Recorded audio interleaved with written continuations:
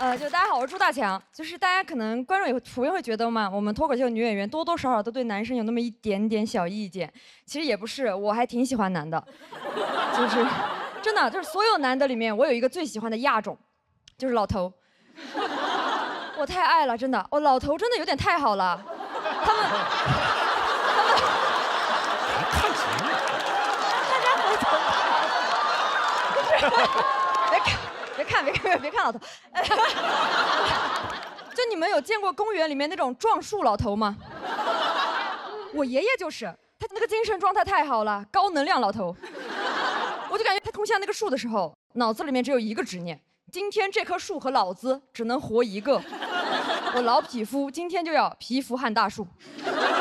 太厉害了！我就感觉吧，在他眼里面，管他什么杨树、柳树、奇树、偶树，都是社会对他的约束。撞树才是真正体现人的主体性和反叛精神的一种行为。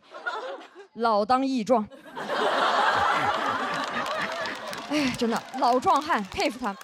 我觉得有点太无拘无束了，主要是老头无拘，公园无数。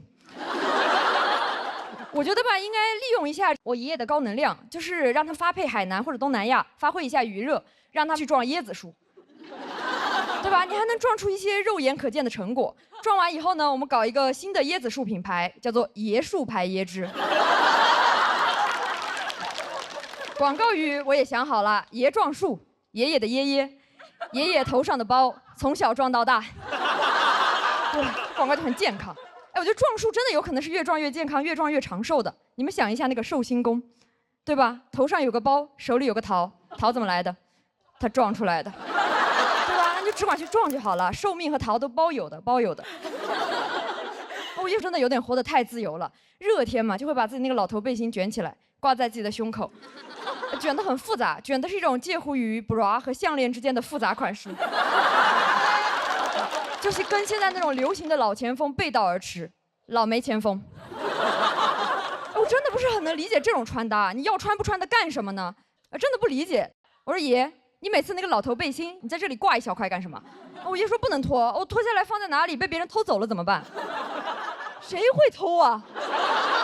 我爷那个老汗衫真的，他已经穿出一种那种下垂感。如果真的有小偷稀罕这种东西啊，偷回去还偷回去那个贼窝，还得偷偷藏起来，不然会被别的贼质问。我们不是什么违法分子吗？你这当什么变态小子？就算真的被偷，那又会怎么样呢？我偷过，我爷爷都没发现。哎，我上一次就是听说有人衣服被偷就造成严重恶劣后果的，还是织女。你们想对吧？织女在凡间丢了一件衣服，突然就在凡间获得了一个家庭，回不去了。哎，我爷爷啊，居然他有着天蓬元帅的身材，但是居然有仙女同款的担忧啊！我不理解。但我觉得我爷爷好像还算好的，还有那种最后那一小块背心都不穿的，就那种穿衣有肉脱衣有肉的。好羡慕这个身材，也没有什么身材焦虑，他们裸的层峦叠嶂的，很有松弛感，也很敢松弛。我有时候就想让他们意识到，就那种半裸大爷意识意识，公众场合也是有人在看着他们的嘛。我就搞一些那种街拍裸大爷的活动，每次见一个拍一个，见一个拍一个。我有一次遇到一个大爷，我朝着他举镜头的时候吧，想唤醒一点那种公众羞耻感，结果我发现他不仅没有羞耻感，他还有一点镜头感。因为我拍他的时候，他朝着我努了努嘴，他在那里。我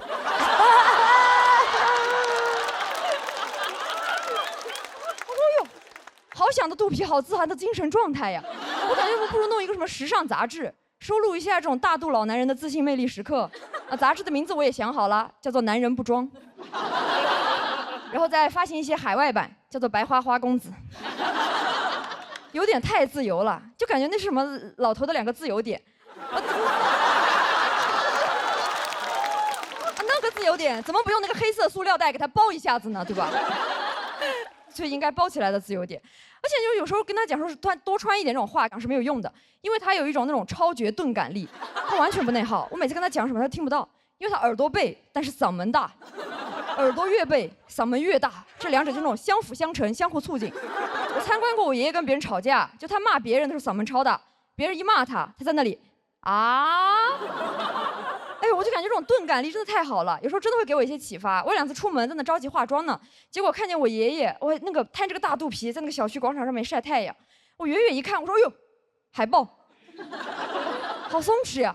我有时候感觉我爷的肚皮真的比我的脸皮厚多了。我有时候觉得他这样子出门都行的话，我什么样不行呢？我就感觉我的素颜焦虑和身材焦虑，有时候直接被我爷爷那个不受规训、不涂防晒的大肚皮治愈了。我爷每天在小区广场晒一块简简单单的那种大肚皮，就把小区广场过得跟那种沙滩一样。我们小区也没有海，有海，海在我爷爷自己头上，一小块地中海。就跟我爷爷那小块背心交相呼应的。哇，我爷爷每天真的在那里光膀子穿围脖，打一个动物 ，QQ 企鹅。特别我爷爷还有卡痰，每天在那，我就知道啊 ，QQ 爷爷上线喽，很可爱。哎，我爷爷真的有时候感觉又像一个海豹，又像一个企鹅的感觉，他就是一种南极动物。所以我现在正式确诊为我爷爷是一个南极仙翁，对吧？每天撞树撞脑袋包，还担心自己衣服被偷，真的，我的神仙爷爷啊，老仙男。活得有点太潇洒了，但我有时候还是希望老仙男能多少还是穿上一点吧，也希望我能拥有一些我爷爷这种老头的松弛感。我现在就致力于做一个那种精神上的老头，我自由不受规训，也充满主体性。我主动去撞生活中的每一棵树，我越撞越死撞。如果有质疑声，我也在那里啊。谢谢大家，我是戴琪。大家好，我是毛东。不是说脱口秀行业快不行了吗？这一个小强猫虎视眈眈在这儿，兵强马壮。又来上海录节目，朋友们，多少有点不习惯。因为现在上海物价，我觉得有点太高了，真的。就是之前他们老跟我说上海有什么沪币汇率1:3，我以为是开玩笑的。我这次一来，我觉得汇率是不是会浮动啊？你们？啊，涨太快了，我啥都贵。我发现那个面包怎么那么贵？面包不应该是粮食吗？你们上海是不是立法把这个15块钱以下的面包给取缔了？我前2天进了一个面包房，那个面包房里我转了一圈，最贵的面包128块钱，128一个手撕面包，谁的手撕的？哎，谁的手能有这么值钱、这么金贵？朗朗，只能是朗朗给我撕的，朗朗。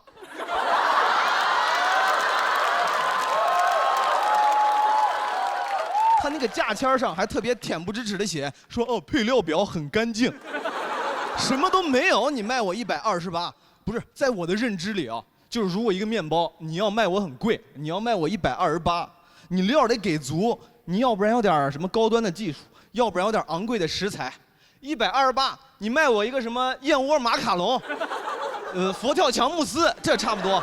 你说佛跳墙慕斯128，我说好，给我拿半个，这是可以的。哎，我不理解，啥都没有，你卖我128。哎，在我的记忆里啊，在我长大的时候，我的童年，我走进河南郑州一个最高级的面包房，里面最贵的面包，15块钱，而且里头什么都有。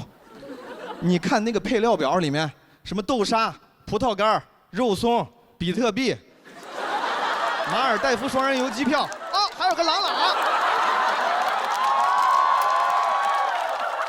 这是一个好面包应该有的素质，朋友们。面包很贵，还有一个那个什么，我来上海，他老跟我说健康餐啊，说健康餐，什么叫白人饭？我一看不就是沙拉吗？一份85块钱，他们还管这个叫吃草。哎，85块钱这么贵的草谁在吃啊？高级牛马。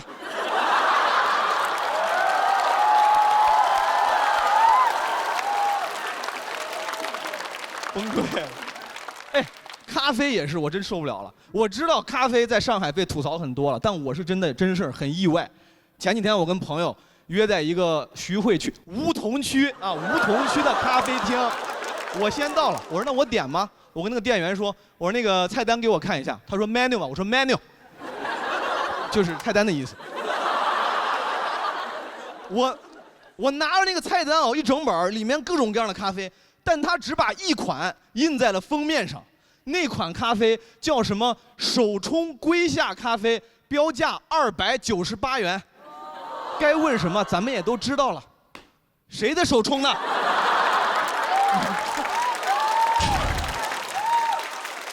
啊，朗朗你还兼职啊？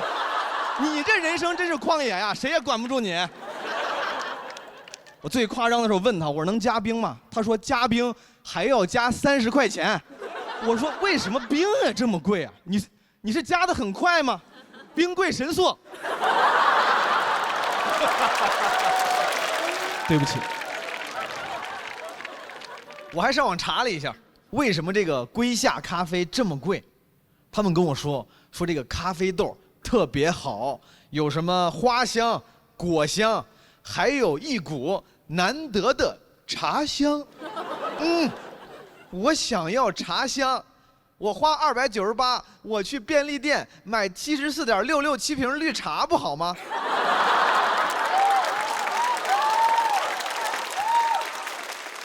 网上还说这个龟夏咖啡豆贵，原因是它产量不高，它原产于非洲大陆的什么埃塞俄比亚。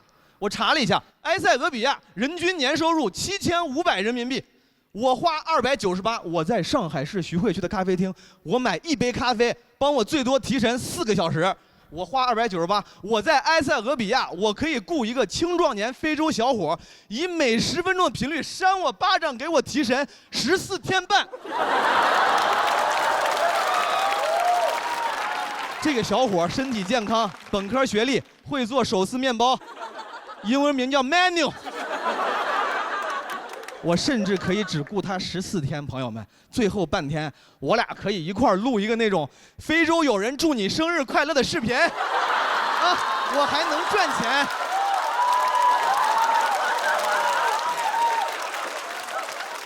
开个玩笑啊，在这个段子的创作过程中是没有任何非洲友人受到伤害的啊。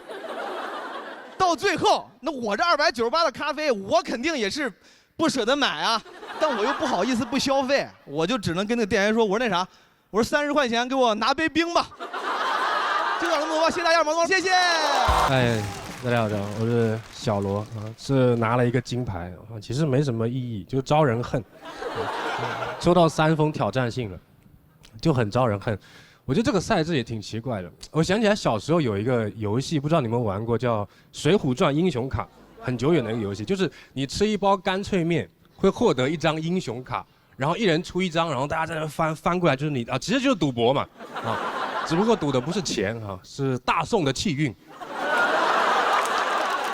我们那时候巷子里面有很多小流氓啊，他们很变态，他们会喜欢抢你的英雄卡，我觉得非常的变态，因为他们明明可以抢你的钱，对，他们就抢你的英雄卡，对吧？很奇怪，就好像你去洗劫了一个赌场，然后把人家扑克牌拿走。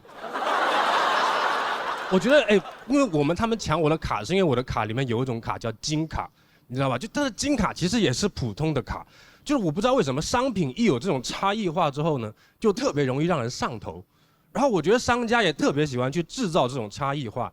有一年父亲节，我去一个奢侈品店，想给我爸买个皮带，我自己试完之后，我说你好，这款不错，但我爸比我胖，你们帮我拿长一点的。他跟我说长一点的贵1000，我说你要不要听听看你在讲什么啊？你是奢侈品啊！你现在跟我谈成本啊？啊，那你牛仔裤破洞的时候，怎么不打9折呢？你在防我什么？你怕我买3条之后嘎出来做一条新的吗？难道真的会有人因为所有长度的皮带都一样价格，就故意去买最长的那一条吗？然后绕了一圈之后，当啷一个尾巴在后面。别人问他说：“你这什么东西？”他说：“哦，我这个是资本主义的尾巴。”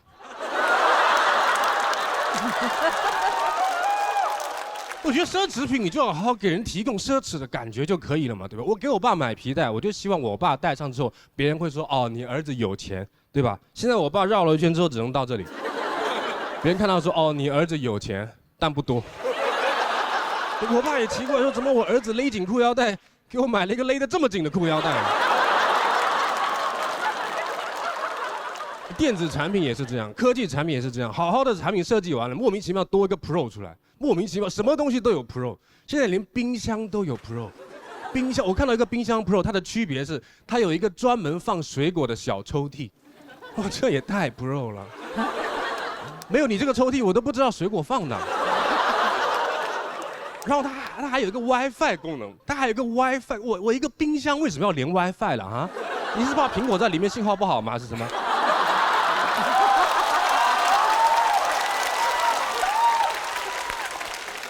我有一次去买一个那种智能手表，两款普通跟 Pro 长得一模一样。我说我眼神不好，这款 Pro 是大一点吗？是什么？他说是的，先生，内存更大。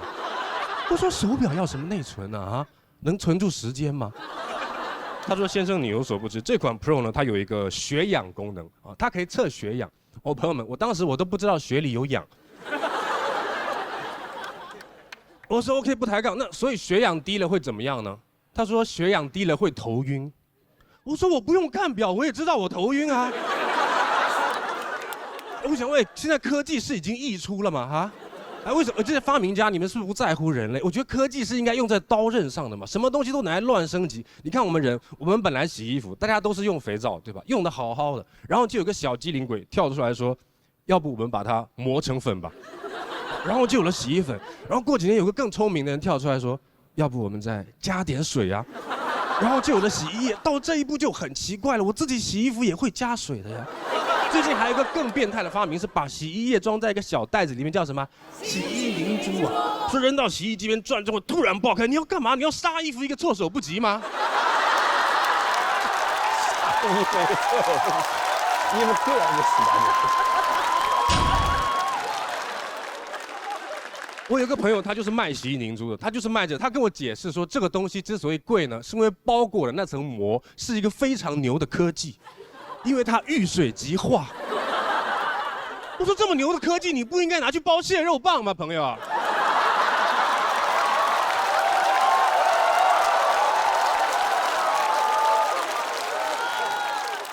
反正我买了一块没有血氧功能的手表，我可以接受功能溢出，但你至少让我可以跟我朋友炫耀吧。我这功能我怎么跟他炫耀？说朋友，你看现在92、100。我觉得手表就看时间的东西嘛，我也不知道为什么现在大家在手表这个领域有很多很奇怪的价值观。我有朋友跟我说，电子表都是最 low 的，最厉害的表都是上发条的。我说为什么呢？为什么？电不是很伟大的发明吗？富兰克林当年为了发现电的存在，在一个雷雨交加的天气，把钥匙挂在风筝上面去放风筝，这多危险啊！风筝被吹跑了都没有钥匙回家。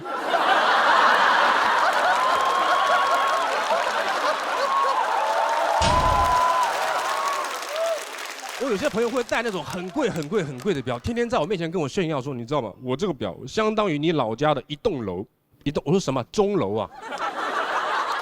什么叫相当于一栋楼？他跟我说他的手表相当于3线城市的一套房，我当时就觉得他手表好耀眼，我感觉看他的手表要找一个中介。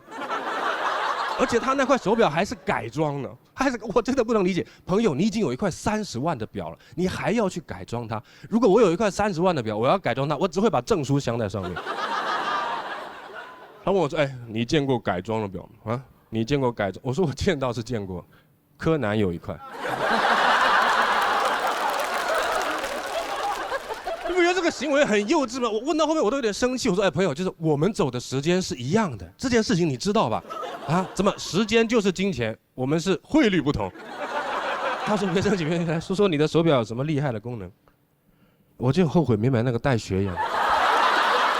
谢谢大家，我是小刘，谢谢。Hello， 大家好，我是南瓜。我的职业呢是个外卖骑手，我特别喜欢下了班来讲脱口秀喜欢这种在聚光灯下舞台上这种感觉特别的美妙然后今天也登上这么大的一个舞台，特别激动啊！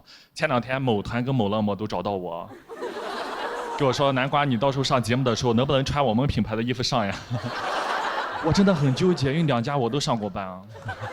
然后当时就问导演，我说导演，我到时候上节目的时候能不能穿蓝色的衣服，再戴个黄色头盔啊？那个到时候就说我是美了骑手。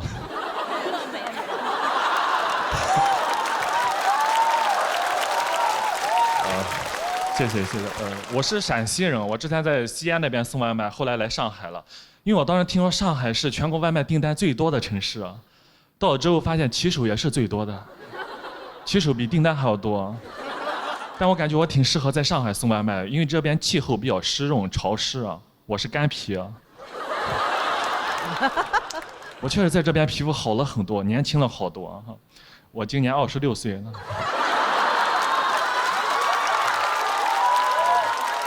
现在要开始抗初老了。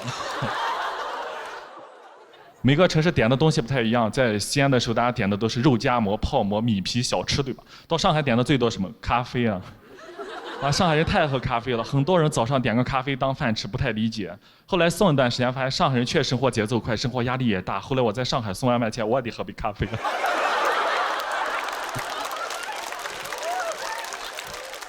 但确实刚到上海，就有的小区就特别难找，你找不到就要问。我有一次就问到一个阿姨，我说你好，阿姨，那个35栋楼在哪里啊？她说啊，小伙子你是外地人吧？我们上海人不少栋，我们说弄的哟。然后她就走了。当时把我愣在原地，我都懵了。我现在知道什么是弄了，你也不告诉我怎么弄。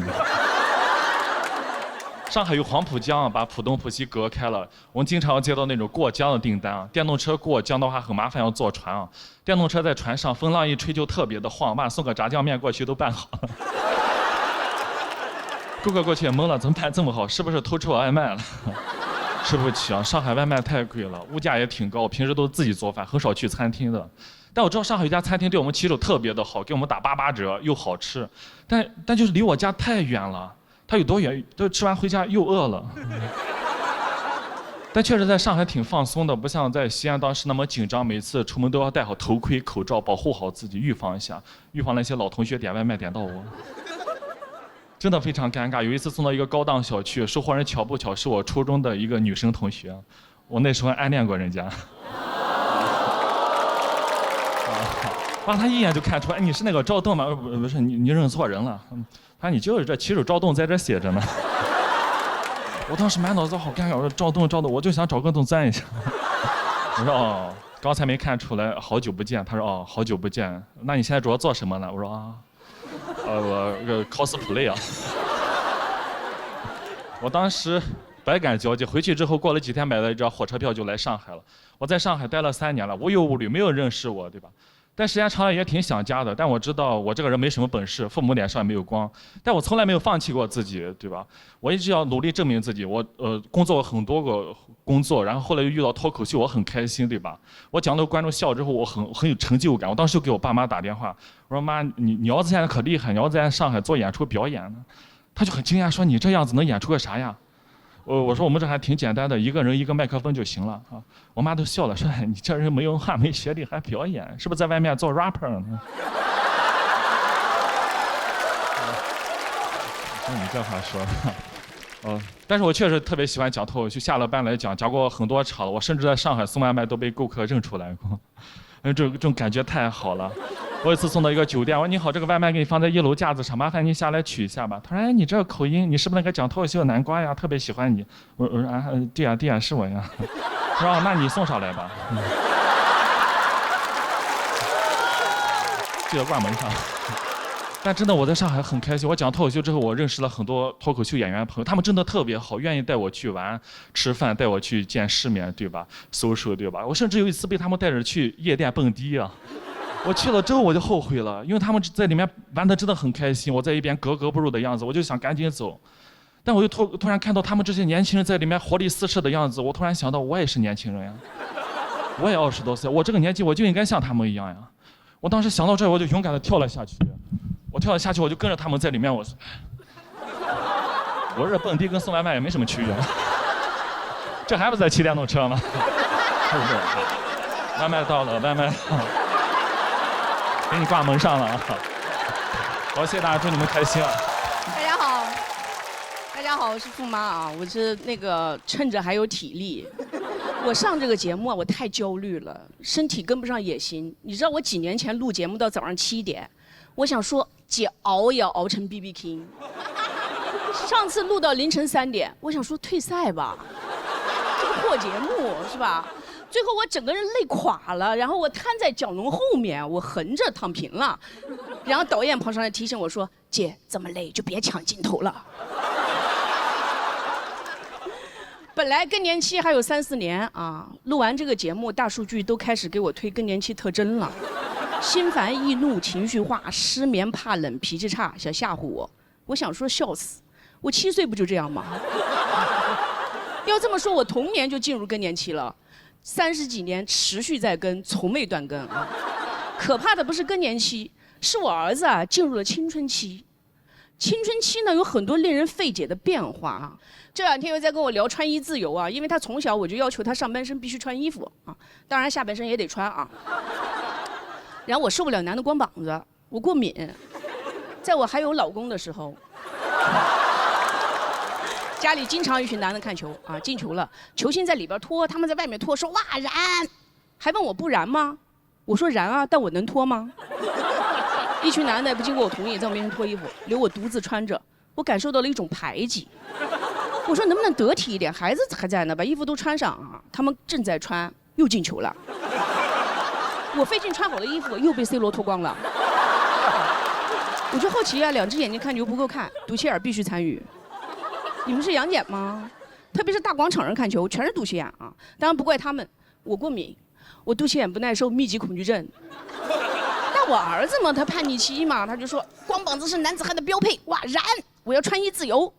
我说儿子，穿衣自由，首先你得穿衣。我现在都是讲道理了，很 peace 啊，夹着尾巴做妈妈。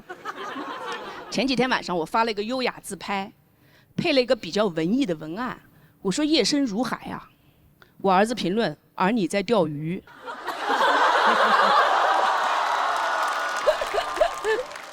怎么回，对吧？我不能说妈妈没有在钓鱼，妈妈只是爱大海。没法回，我只能说哈哈哈，什么意思呀？装傻啊。然后我儿子敲门了，说大半夜发照片，海钓啊。你为什么钓不到鱼？因为没有饵。我说谁说没有饵？副手饵。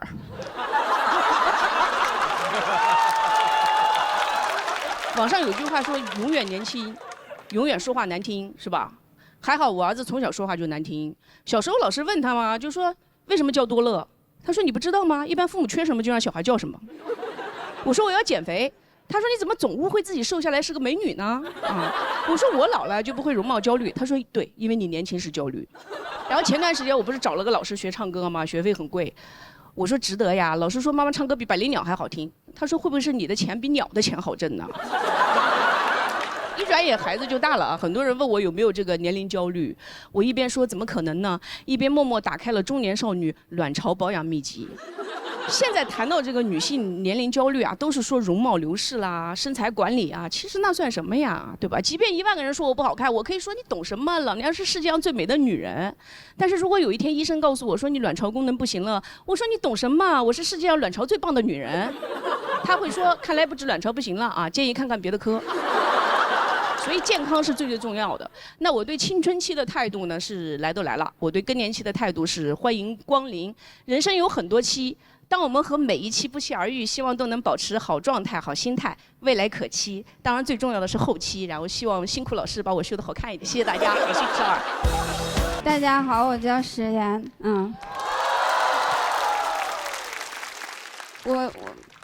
我讲这个脱口秀好几年了，其实一直也没有什么成绩，就是也没有啥作品，自己挺多时候都不太想讲了，就很想放弃。之所以现在还在讲，就是因为还有观众喜欢，真的会有观众给我留言，他说史岩，我喜欢你，你离婚吧，我娶你。哎，这句话给了我挺大的安慰。我经常在我睡不着的时候，就上网上去搜自己的视频，完了我翻开这些评论，我点进他们的头像，我想看看都是什么条件的。点进去之后都是什么用户49698972，用户212011041168啥的。我有的时候就想，我说这些人都是从哪儿来的呢？好像都是从那个圆周率里头出来的。我说我要是真离婚了，我上哪儿找你去？我还得跟祖冲之要人儿。这也就7位。这个能听懂啊？想跟你们分享一点我近期比较强烈的感受，就是我想处对象。这个是我结婚10来年之后，在近期比较强烈的一个感受。怎么跟你们解释这种感觉呢？就是当一个人他在结婚很多年之后，他就会觉得自己好像已经单了挺长时间了。我有的时候就合计，我说挺多年也没处过对象了，是不是也该找一个？怎么跟你们形容我现在这个婚姻的状态呢？就是我守着厨房，他守着厕所，我们谁都不想去卧室。就是这个卧室的闲置率有点太高了，我都想给他租出去了。我中间那个广告我都想好了，我说出租卧室，可以近距离的观察中年夫妻的生活状态。我就不明白了，厕所哪儿好啊？厕所到底有谁在呀？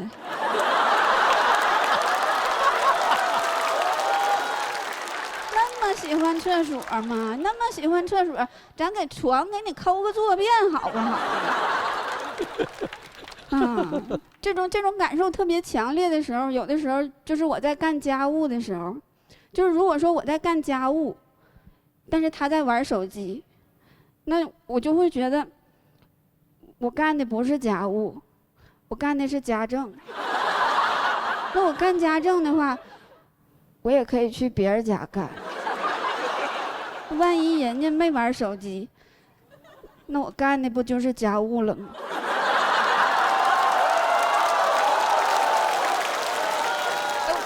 我倒不是说让他干多少活，我就是觉得，他能不能就是别那么舒服啊！他有点太舒服了，真的。我说你实在想舒服，你能不能滚回卧室舒服去？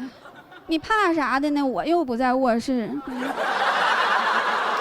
你就去跟租客唠唠嗑呗，真的。那我有的时候我就想，我说，真的就是科学家能不能发明一种那种东西，就是我拖地的时候家里没有网。我洗衣服的时候家里没有网，我做饭的时候家里也没有网，但是也不是很现实，要没有网的话，我也不知道咋做饭。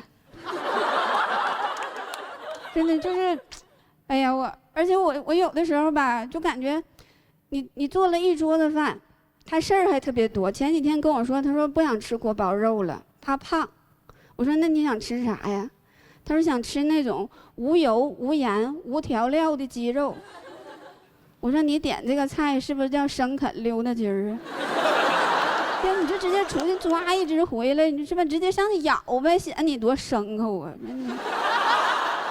我做点米饭，他说要断碳水了，说网上说了，现在都流行断碳。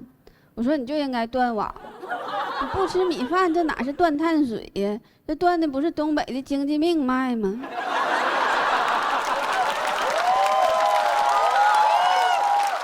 但是我就是瞎说，其实我们东北的经济没有那么脆弱啊，没有那么脆弱。哎呀，这我有的时候就想，我说，他现在已经拥有了霸道总裁所有的缺点，就差一个完美的家世。有那么一瞬间，我都有了一种嫁入豪门的感觉。我说这个男人到底还有多少是我不知道的呢？他的亲生父亲不会是扎克伯格吧？但是你爸是谁，你也得吃大米呀，因为你上个破网，然后就影响我们振兴东北的大好局面呢，弄死你！所以我有的时候我就在想，我说如果能再给我一次重新选择的机会的话，我选一个啥样的？真的，我就想选一个，就是孙悟空那种。真的，我倒不是说看上他本事有多大，我现在就单纯的看上他饮食结构单一。你们能想象吗？就是跟你携手走过一生的这个人，他这辈子他就吃桃。哎，你给他一根香蕉，他都老开心了。而且他的生育能力也特别强啊。你想给他生猴子，他都不用，直接自己从身上薅一把，一吹，就是100多个。你说这100多个孩子，你咋养？我跟你们说好养，孩子也吃桃。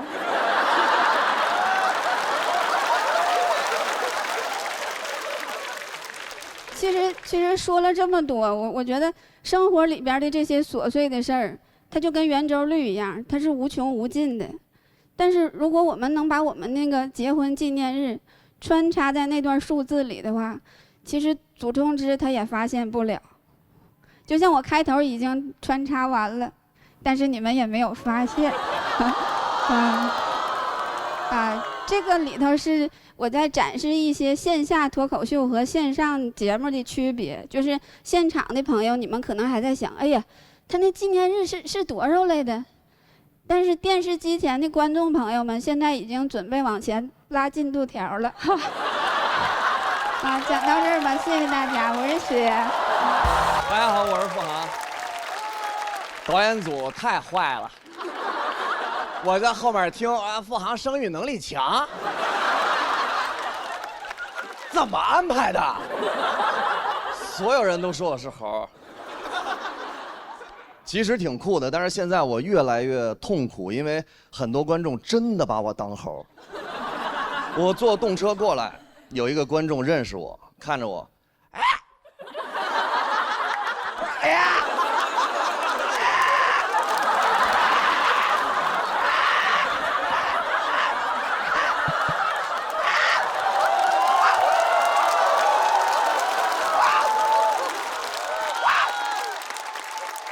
好，我就这么跟他玩了5分钟，我觉得这事儿就结束了。我坐那儿，过了一会儿，我不知道他从哪儿过来，拿一根香蕉，真的，他就这样剥完了吃。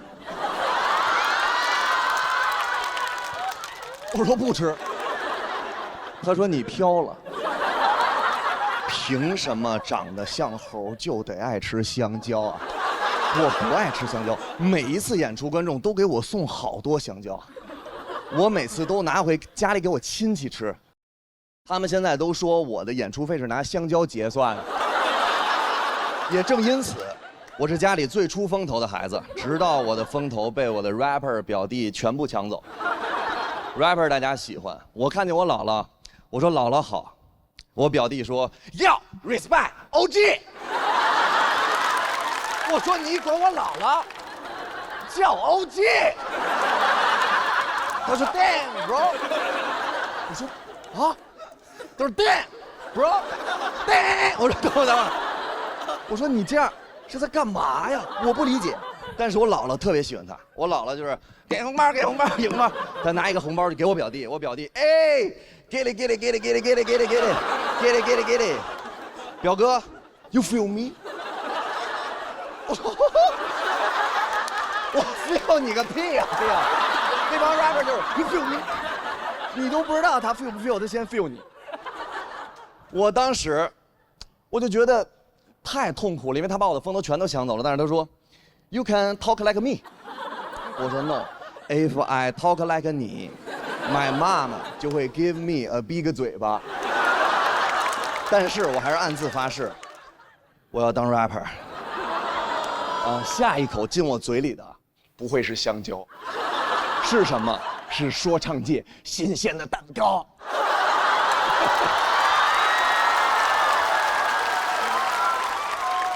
我没跟任何人说，我就买了一张票，看了一场演出，我挤到最前面，为了合群。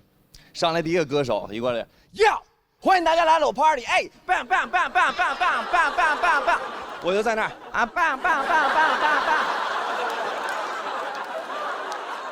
我说买票了，别打了，他说 peace， 然后他就开始炫富，他说不愿意跟你玩这些低级的游戏，因为出门就开我的私人飞机，私人飞机他这么开。翻崩了都翻了，我翻过。我特别不理解他炫富的歌词，为什么？因为跟我有什么关系？他上来说我的钱花不完，底下观众花不完，花不完，只有我一个人在这给我点，给我点。凭什么？他开豪车，我看演出，我也是大专呀，我也是大专呀。他在台上他说我开法拉利，我说我也要。他说我穿进口上衣，我说我也要。他说我吃进口水果，我说不要。我再说一遍，我最恨香蕉，不要再给我香蕉。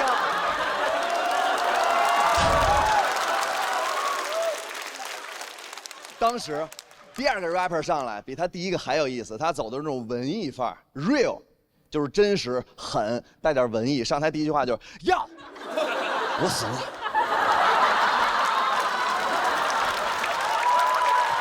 不是刚才被枪打的不是我吗？他后面3秒说了一句话，我一辈子都忘不了。他说 ：“dance dance dance， 要 check it dance dance hip hop。”又给了我生命。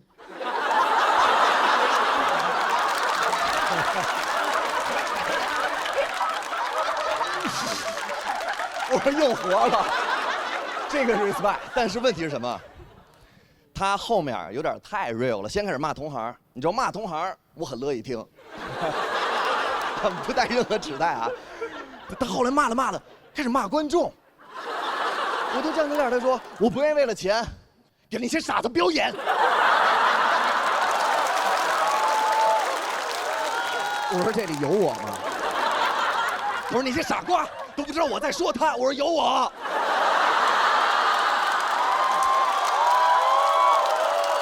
我太生气了，我说你也太狠了，你怎么这么狠呀？我就上网查了一下他线下演出，动我的兄弟都是世仇，我永远不会向综艺低头。一上综艺节目，谢谢评委老师给我的机会，我想跟吴镇宇老师学普通话。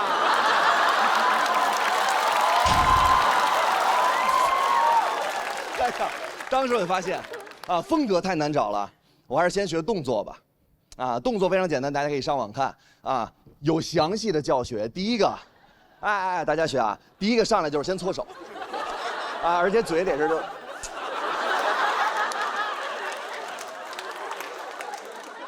那个，就这样。别人不看你就搓，别人一看你，快搓。第二个动作是发钱，第三个动作是挡脸。我发现我真的当不了 rapper， 因为我做第一个动作，我一搓，我发现我不干净，我搓出好多皮脂腺分泌物，而且呢，我一这么搓，我就想这么搓。最恐怖的就是每次搓都有，但是我一下就明白后面2个动作为什么连在一起了。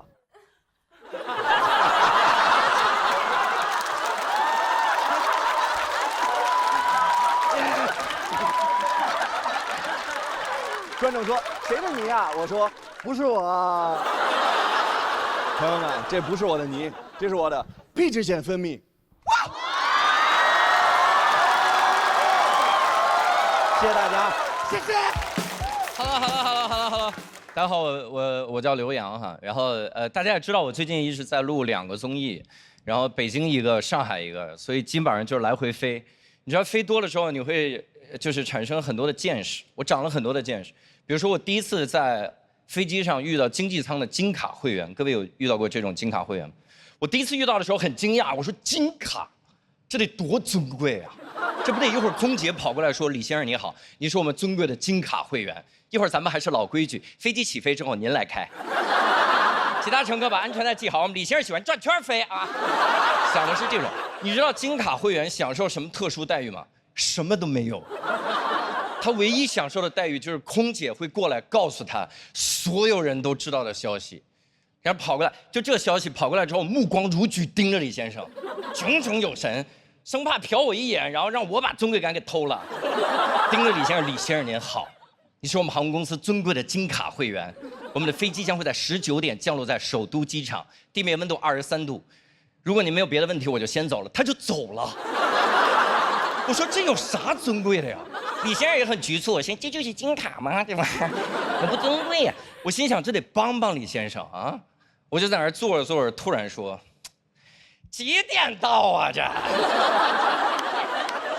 这不知道时间坐过了怎么办呀？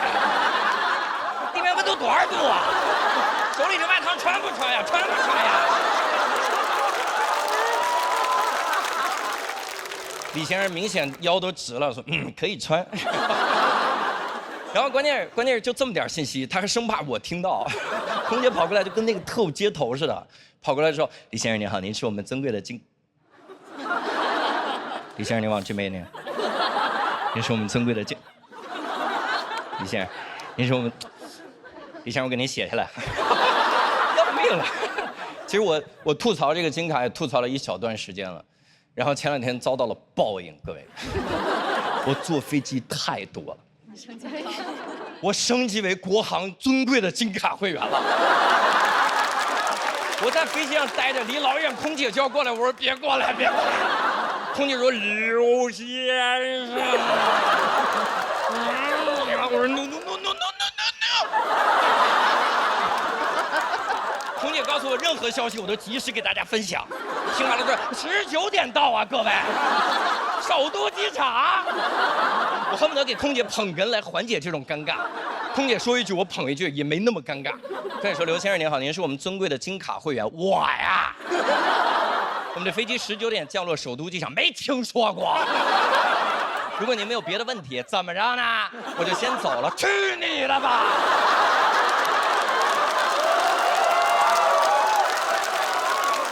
这还是我办过的比较尊贵的卡了。我办过最不划算的一张卡，是我去一个景区，说是景区，实际上就是一座山；说是一座山，实际上就是一个小土坡。那山有多高？那山就300米高，各位，300米，你知道什么概念吗？300米，苏炳添登顶只需要27秒。就这么个小破山，然后收100多块钱，然后服务员问你要不要加80块钱升级为我们的畅玩 VIP 套餐体验卡。我说那我当然要畅玩卡，然后我就升级了，花了80块钱。你知道畅玩卡唯一能畅玩的，就是他们在山顶上有一个玻璃栈道。你见过玻璃栈道吧？2个小土坡之间弄一个玻璃板子，你走在上面说 pass 了 pass 了 pass 了 pass 了 pass 了，就那么个破玩意儿，你说玩不玩？当然玩，80块钱白花了。我就玩，但是问题是各位，我有严重的恐高症，我站在上面一步都舍不得走。别人说是80块钱这么心疼吗？一步不迈。但是问题，我老婆了解我，她说你这样，你把眼镜摘了，你看不见不就不怕了吗？我就把眼镜摘了。各位，我还有严重的散光，我一摘眼镜，玻璃栈道变仨了，3倍恐惧。我实在没办法，我就把着那个杆，我真的眼睛都不敢睁，浑身颤抖，一点点往前蹭着走。旁边人都惊了，我说盲人也怕玻璃栈道吗？不合理啊！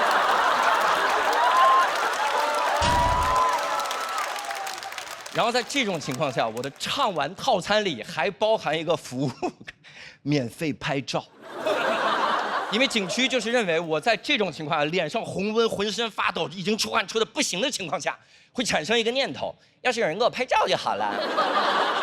我在那闭着眼，我就听咔嚓咔嚓咔嚓咔嚓，我说完了完了。我一下玻璃栈道有一个屋子，一抢我的照片，全是我驯服五官的全过程。我说这玩意儿太可怕，我就要走。走的时候，景区服务人员跟我说：“刘先生，这些精彩瞬间真说得出口啊！这些精彩瞬间，您只需要花25元就可以买回去。”我说你做梦！你给我25，我也不买。他说不买就一直挂着。我说买，大哥，商量。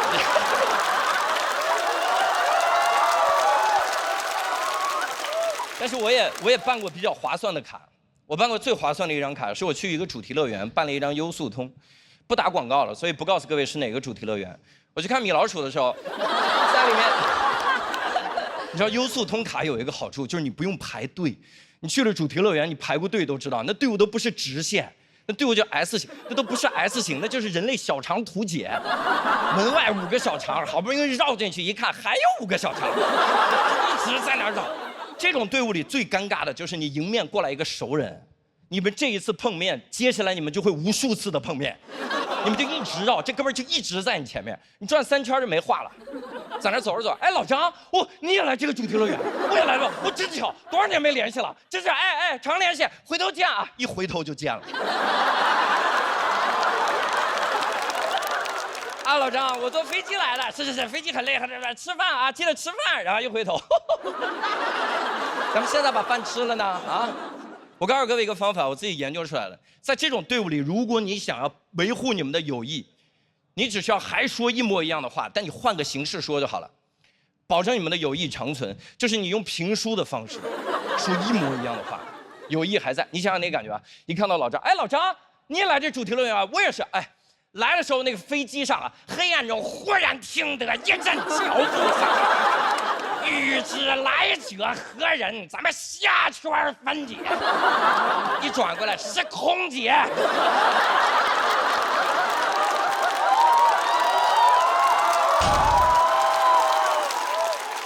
空姐轻声说道：“刘先生，我们的飞机将会在10点降落在首都机场。”谢谢各位，我是刘洋教授，谢谢大家。大家好，大家好，我是小罗啊。然后我也看了播出了，非常的羞耻，感觉在电视上站没站相，坐没坐相，一点都不像喜剧之王。我感觉我跟他们站在一起，感觉就是那个画面是喜剧之王和他们的朋友。其实我是这个组里面分数最低的一个，有一种名校里面吊车尾的感觉。我高中就是在一个名校里面吊车尾。高三的时候想要最快的提升成绩的方式就是把作文写好，因为那个分数真的很多。但是我的文风怎么说呢？就是梗很多。然后我们老师说你不要用那么多奇怪的修辞嘛，让我写一点内容深度严肃的东西。他推荐我去看一个叫许知远的人的书。看了，真的买了《中国纪事》《纳斯达克的一代》，买了一堆，我背了很多许知远的金句。我上考场之前，我脑子里都是许知远的金句。我本人高考作文第一句话：这个时代病了。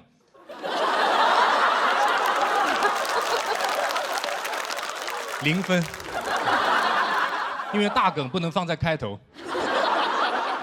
我就是挺喜欢修辞，我就喜欢细枝末节的东西。我觉得有的时候人因为太注重内容而忽略细枝末节的重要性。我是一个福建人，我到现在都没有理解为什么福建人对于一个食物最高的尊重居然是不放盐。我妈经常跟我讲的一句话是：今天这个汤很好，我故意没放盐。我说你不应该是不小心没放盐吗？你的越贵的食材他们就越不放盐，比如说老鸡汤他们是不放盐的，但是普通的小鸡的汤他们就放盐。怎么鸡是越活越咸吗？还是老鸡会跟小鸡说老子吃的盐比你吃的米都多？老鸡也很无奈说一片真心换来了一个无盐的结局。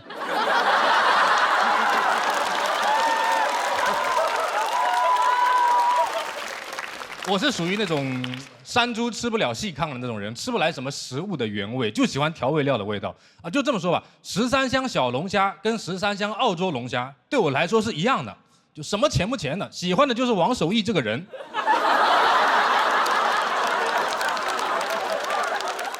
我当时经常求我爸妈，我说我们放点盐吧，不放盐不好喝。他们就会说，哎，暴殄天物，放盐就暴殄天物。他跟我说这个汤很好，不放盐就很好喝。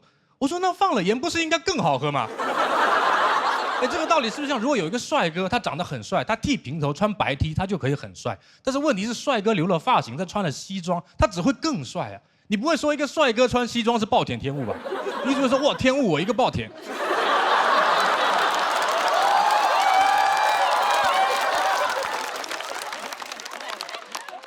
还有一种情况就是，他们跟你说这个汤不能放盐，因为这个汤很补。哇，这句话我真的从小听到大，7、8岁就开始叫我补，我都不知道7、8岁我要补什么。每次学习成绩不好就一碗猪脑放在那边。学习成绩不好应该补什么？应该补课啊，应该补什么？我不是不尊重这种食补的概念，但咱们就说吃啥补啥，这个逻辑是不是有点太简陋了啊？我们闽南地区有一个风俗，就说吃那个猪脚面线是驱邪的。就是说家里如果有人坐牢的话，出狱之后要吃一碗猪脚面线，这个是在补什么？是说当时跑得不够快，所以我邻居家小孩就特别喜欢，就特别听大人说话，很爱喝汤，喝汤长大，真的特别补，没到30岁就痛风了。他现在追求是一个东西应该毫无营养，他身体负担太重了。我半夜问他，他问我要不要吃夜宵，我说吃啊，吃什么？他说吃垃圾。他连食品2个字都不加，吃垃圾。我们2个对话像2只流浪狗在对话，走吃垃圾，走吃垃圾。我觉得这个也有点极端了吧啊！追求毫无营养，我觉得商家也非常配合。你们有没有看过那种饮料或者零食的配料表？里面会写蛋白质0、糖0、卡路里0。你没有，你写它干嘛呢？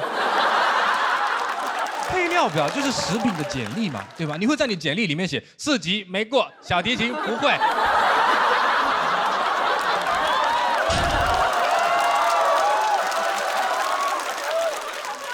什么都不加，还居然很骄傲，你知道？我最不理解就无糖可乐，无糖可乐是什么东西啊？可乐叫肥宅快乐水，没有糖你还快乐什么啊？没有糖你就不是真正的快乐，你甚至都不是真正的可乐。肥宅再也不能快乐了，肥宅只能安康，快乐啪没了。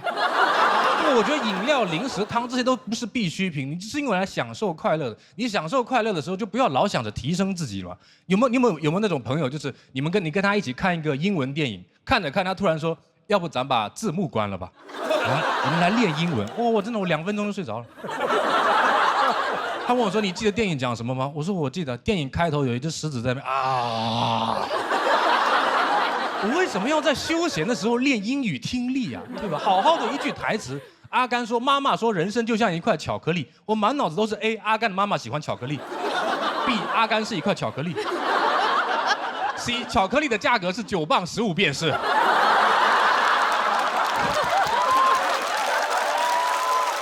你听脱口秀，很多人都很希望脱口秀有教育意义。如果内容跟梗是一样重要的，你说皮之不存，毛将焉附？但毛之不存会冷啊。你不可能听了10分钟脱口秀完全不好笑，但是说但这段表演很有营养。我觉得脱口秀就应该好笑嘛。有人说你肯定是羡慕那些比你有内容的演员，线下专场卖票卖得比你好，说我肯定是吃醋了。我说哎是，但我喜欢吃醋，因为醋也是调味品。我就是为了这个醋包这个饺子。谢谢大家，我小文。大家好，我是黑灯。有修电梯这个钱不把路修平，也不知道为什么，是吧？反正最后一期了嘛，随便说了就，对吧？播也播到现在了，我也收到了一些评论，有一条说黑灯还是挺好笑的，但始终没有跳出盲人这个身份。怎么跳出呢？对不对？你给我治好了，我给你跳，好吧？你给我治好了，我给你撑杆跳，好吧？老是盲人视角，盲人我能有个视角就很不错了，就。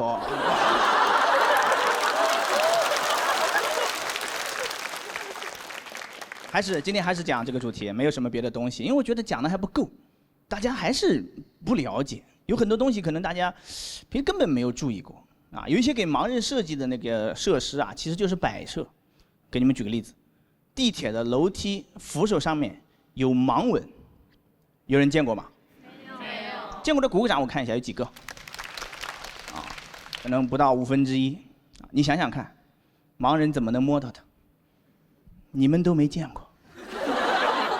盲人要摸到它得多好的眼睛，你想想看。OK， 就算能摸到，那么第二个问题来了，写的是啥？有一个交通报的记者告诉我的，他统计了40几个有地铁的城市，大概分2种。第一种写的小心台阶，你不是探索到发现是个台阶，你在靠边扶的扶手吗？一摸有字，哎呦，小心台阶。可是你没发现台阶，你是摔到那个扶手上，然后，哎呦，小心台阶。你写小心台阶跟写了扶手2个字有什么区别？一摸扶手。摸铁的。第二种写的是向上，或者向下，就看哪头，这头是向上，这头是向下。你摸还在那拼的向哪儿？你往前摸一下呀，向上呀，这是。就没什么用，啊，就是个摆设，给你们看的，能理解吗？你哪天你要自己无意间发现这几个盲文点点，你没准都会被他感动了。哦，就拍个照，发个小红书，哇，这个设计师天才，这么小众的需求都想到了。这个小红书啊，都是谁在用这些小众设计啊？点进去啊，瞎子在用。我不知道，我觉得你换个思路吧，不能提供什么实际的帮助的，你改一改，让那种提供一些情绪价值。没什么人摸到嘛，让摸到他那个幸运盲人，给他提供一些情绪价值，改成吉祥话，摸到了开心一天。恭喜你摸到我了，你最棒！老前途一片光明。每个地方都不一样，他就会愿意去摸，会给他惊喜，给他欢乐，他会去摸一摸，就摸一下，写的是什么？我在人民广场9号口很想你。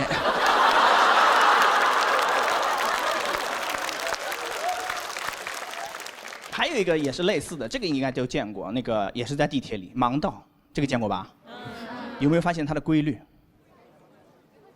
没有规律，每个站铺的都不一样。有的地方大概是沿着那个2排屏蔽门嘛，2条盲道，唰，几百米，不知道要去哪儿。从头铺到尾，你干啥？铺到车头干啥？让瞎子去开车是不是？还有那种铺到头的给连起来了，盲道闭环了，瞎子在里面能玩1天。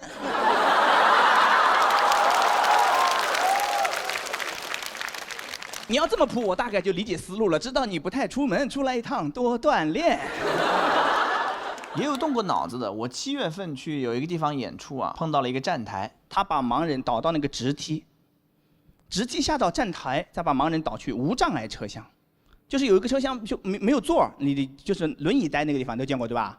无障碍车厢让轮椅去 ，OK， 让盲人去干啥？能给他提供什么帮助？对不对？忘词了。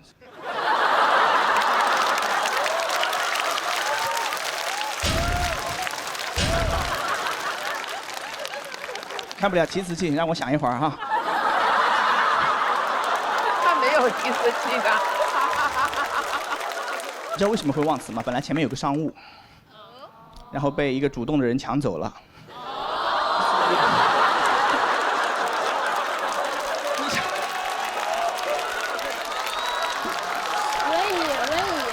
哦，为什么？哦，你们假装我还记得哈。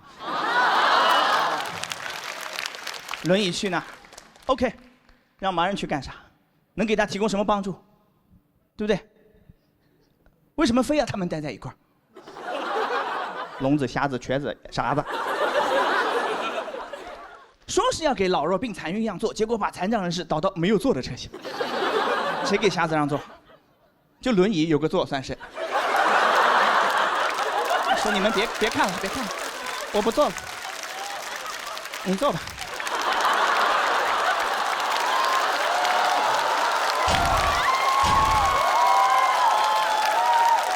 我虽然一条腿，但这么多年独立惯了。你坐吧，你坐，你坐。就把有障碍的人导到无障碍车厢就解决问题，他就这么粗暴，哇，太粗暴。我用这个逻辑对待你们，你们也接受不了。就是听力障碍的朋友会自称聋人，把听得见的朋友叫听人，这个知识点你们知道吗？不知道，我告诉你们了，你想想看，如果我也用这个逻辑，你们肯定接受不了。看不见的叫盲人，看得见的叫贱人。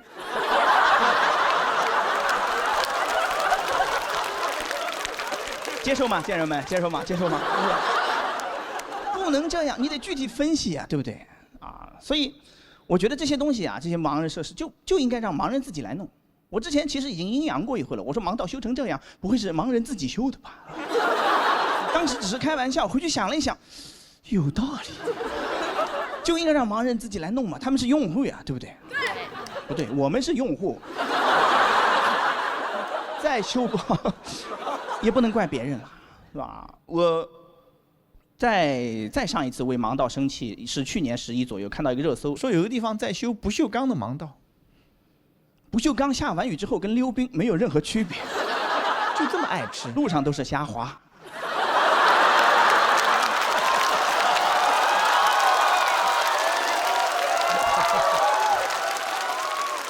脱口秀完蛋了，一边骂谐音梗，一边鼓掌，笑成这样。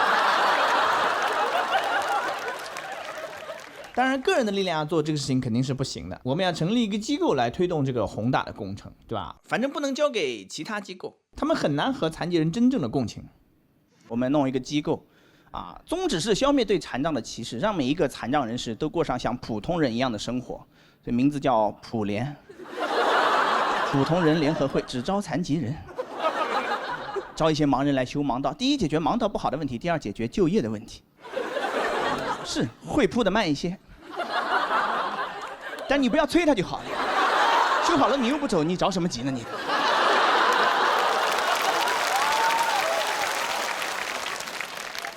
你要真嫌他太慢的话，招聘条件也放宽一些，招一些聋人，他们出了名的手脚快，让盲人监督他们。这个工作关系就非常和谐了，都不会闹矛盾。你想想看哈，架都吵不起来。我可以当着面骂他，我说你是不是聋啊？说了10几遍了还这样。要是经常会读唇语，我就戴口罩。我说你是不是聋啊？我说10几遍了。他也可以当着面骂我，骂3天3夜，骂到3更半夜，骂出腱鞘炎。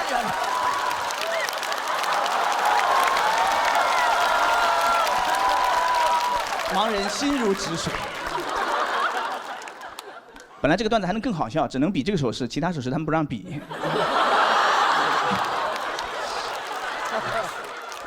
决赛还是有点紧张，能看出来，对吧？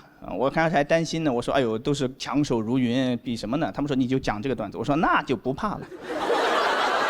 什么小鹿、小罗，你就往后挪一挪吧，你就。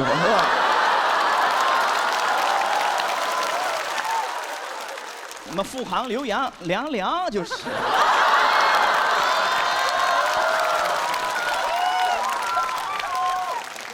等我们那个所有盲道都修完之后呢，你想想看，为了纪念这一伟大工程，肯定要弄个碑，刻个碑文，就刻盲文。但是可能几千年后盲文也会破译不了嘛，对不对？也考虑到了，所以那个碑翻过来背面会再刻一个2维码。要是那会儿还扫码的话，考古学家一看到码就大为惊喜，应该是能破译了。手机掏出来一扫，滴就2个字：石碑。我讲这儿，谢谢大家。大家好，我是阎鹤祥。哎呀，我进了决赛了，单口季的决赛。这是相声的扭曲还是脱口秀的沦丧？今天来了好多第1季的老朋友，我就第1期还行，都看了，后边就越演越完。我现在回想我头1期就像空城计，知道吗？就贺退那一回，每回来的观众我都像诸葛亮一样告诉司马懿来进来，弄死我杀死我，空的没的。导致那之后，其实我一直在这个舞台上会选择逃避，因为我甚至会到网上去看对我一些负面评论，给我一些逃避和退赛的理由。阎鹤祥这个演员那么大岁数，说脱口秀梗一点都不密。我叹了口气，还真是人上了岁数，不光骨质会疏松，包袱也会疏松。然后脱口秀演员还夸我呢，你看相声演员多厉害啊，在台上倍儿松弛，场子凉成这样一点不紧张还说呢。还有人说我阎鹤祥，你说脱口秀相声味儿太重了，可我就是个相声演员。我前20年拿相声当班上，你说我脱口秀相声味太重了，不如说我脱口秀班味太重了。然后人过来跟我解释，阎老师，这个班味啊，它不是相声味儿，这班味是我们年轻人现在面对职场、面对领导那种敷衍的状态。这是什么乱七八糟的？又是我呀，这叫班味儿。我说这就是相声味儿啊。还有人说，阎鹤祥，你说脱口秀像说评书的，这点我得承认，我就是来取经的，因为现在没人听评书了，天天都在刷短视频，10分钟看电影，谁还听我们讲故事？没有刘备、关羽、张飞、赵云，都是小美、小帅得标丧标。我们现在在剧场说评书都改了，请您欣赏传统评书3大白骨精。列位请看，这个猴他叫小帅，这个姑娘她叫小美，小美可能还不知道，再过几秒钟她就会变成一堆白骨，这已经是她第3次被打死了。正在这时候，打那边来了一个丧彪。哎，书说至此，姐妹们都会问小美白骨精身上穿的衣服链接。请关注屏幕右下角的小黄车，评论区有优惠。哎呀，我们这些传统艺术跟不上这些所有的东西，我们都在选择逃避。所以后来我就开始骑摩托车周游世界。哎，有记者采访过我说：“严老师，你为什么要当时选择骑摩托车呢？是因为喜欢机械吗？”我说：“不是，是因为那时候说相声赶场。哎，赶场不都应该骑共享单车吗？”我说：“我那时候没有共享单车。我那时候如果有共享单车的话，你就会看着我骑共享单车周游世界。我还没出河北就被扫走了。”还有说的，严老师，哎，您觉得您周游世界最重要的是不是诗和远方啊？我说最重要的是钱和假期。哎，那您是不是追求风一样的感觉呢？我说完全是为了耍帅。哎，那您是不是要走到世界尽头才会回来呢？我说没有，有挣钱的活我马上就回来。哎，严老师，那您看我们报道的时候，是不是让您回答那么写？我说别介，一定按你问的那么写呀。这就是没有办法的事儿。我还要面对我妈。我妈觉得我40多岁不结婚有问题。完了以后呢，我跟她说我要周游世界，我妈就觉得我要离家出走。因为我10几岁的时候离家出走过一回，那回是因为我早恋。然后我妈跟我说：“儿子，你怎么了？10几岁的时候你要领一媳妇儿回来，妈阻止你离家出走。现在你40多岁，妈逼你领一媳妇儿回来，你干嘛还要离家出走啊？”我说：“妈，这叫call back，知道吗？”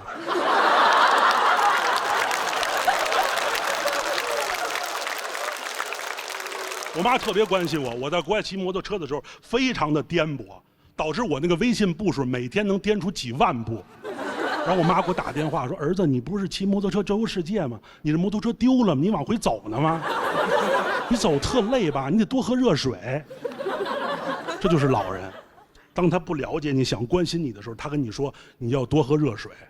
我说：“妈，您了解我吗？您老让我多喝热水，你研究这跟我爸学的是吗？您了解我，您知道我干嘛吗？您知道我烦什么吗？您就让我多喝热水。”我妈说：“儿子，我想了解你啊，你为什么不说相声了？脱口秀是啥呀？你为什么不结婚啊？你为什么离家出走啊？”我说：“妈，您多喝热水吧。”所有都是逃避，我逃避跟父母的沟通。我最逃避的是什么事儿呢？其实是郭麒麟。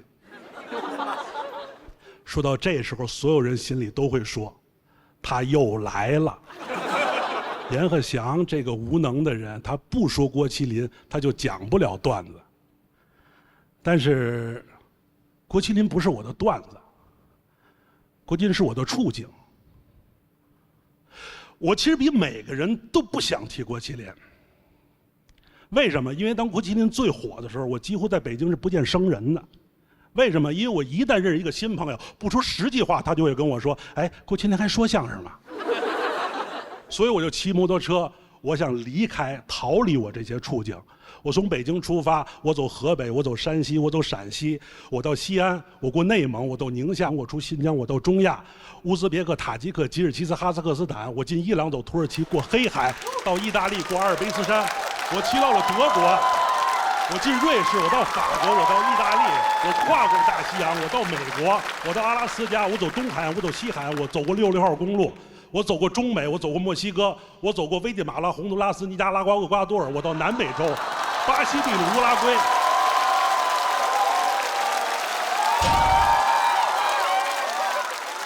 当我把我的摩托车骑到阿根廷的首都布宜诺斯艾利斯5月广场的时候，我觉得我逃避了所有的东西。这时候走过一个中国人，哎呦，严老师，您骑摩托车从中国来啊？郭麒麟还说相声吗？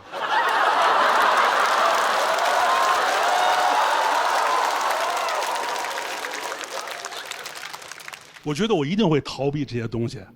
我从阿根廷一拧油门，我又骑了几百公里往南去，穿过潘帕斯草原。你们知不知道地理上有个概念叫对指点？就是你站在这个地方，直处地心，穿到地球的另一面，那个点叫对指点。如果北极的话，南极就是它的对指点。我找到了我家的对指点。这个地儿在阿根廷潘帕斯草原和巴塔哥尼亚高原的交汇处，巴西、阿根廷有一个重要的河流叫内格罗河的下游，一望无际，全是草原，什么都没有。你站在这个地方，是离你所有处境和困境最远的地方。你不能向前后左右多迈一步，因为多迈一步你就离你的处境又近了一步。往前走可能是父母催婚，往左走可能会失业没工作，往右走就是爹妈都老了，往后退一步我把我摩托车碰躺下了。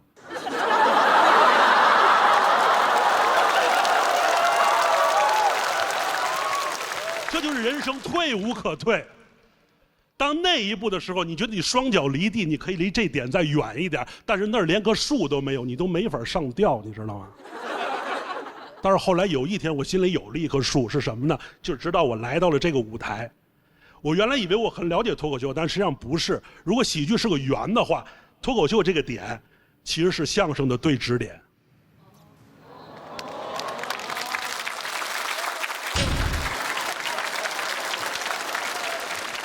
就是如果走心的话，我们是最近的；如果不走心，可能就是最远的。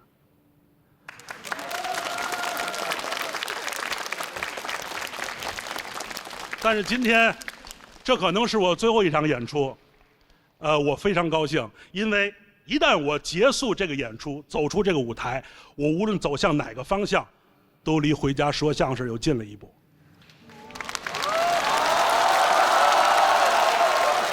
这就是我今天最后的演出，也许无法改变，但请不要逃避。相声演员阎鹤祥下台鞠躬。Hello， 大家好，我是于翔宇。能走到总决赛，我真的挺开心的，感觉应该能挣钱了吧？我最近2年真的很想挣钱，不光是因为我是学哲学的啊。是因为我妈前2年开始搞网络理财了，不是炒股跟基金啊，是那种非常正经的诈骗 APP， 就是那种 P2P， 爆雷之后就把你的钱全都卷跑了。我妈也报警了，但没啥用，那个骗子早都把财产转移到了国外，可能连移民都办完了，钱肯定不会还了。你骂他，你怎么中国人骗中国人呢？他说：“哎呀，已经是外国人了。I am a foreigner。”我妈手里没钱之后吧，家里很多银行贷款都还不上了，还被银行起诉，上了那个失信，被执行人名单。我听了以后说，那咱慢慢还钱可以，但这个事儿是不是影响不太好啊？我也是这种抛头露面的工作。说没事，儿子，你放心，妈已经查过了，这个是不影响子女的，你就该干嘛干嘛，搞你的脱口秀，进娱乐圈。妈看了，娱乐圈很多当红的明星啊，父母都在那个名单上。加油，儿子！妈上了那个名单，你就半只脚踏进娱乐圈了。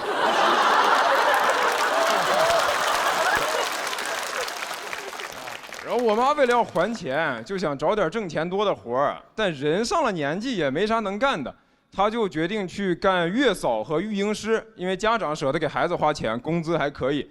他就跟我说，他正在努力学习如何带孩子。我说妈，你不会呀？他说不是，儿子，我是在学习更加科学的方式。妈以前带你的方式都是错的，我现在已经学会了科学喂养，给小孩开发大脑，鼓励式教育，让孩子感受到爱。我听完觉得我感受不到爱了，我以前咋没有这些呢？我那个心情就很复杂。有点像看到前任对别人更好了，我意难平啊！我用我的整个青春和童年教会了他如何爱别人家的孩子，我都不敢问他妈，那你爱我吗？我怕他说儿子爱过。而且我妈这个人还挺可爱的，她会忍不住想要跟我分享她的进步，但有时候看到她对别的小孩越好，我就越羡慕和嫉妒。有时候他给我打电话，也不聊他的生活，也不聊我的生活，就聊那个小孩。有一次他跟我说：“儿子，妈今天带那个小孩呢，弄倒了一杯水。妈本来想骂他，但我想了一下，他在探索这个世界，我就没有骂他。我记得你小时候这样的时候，我肯定骂你，你爸还叫我揍你呢。”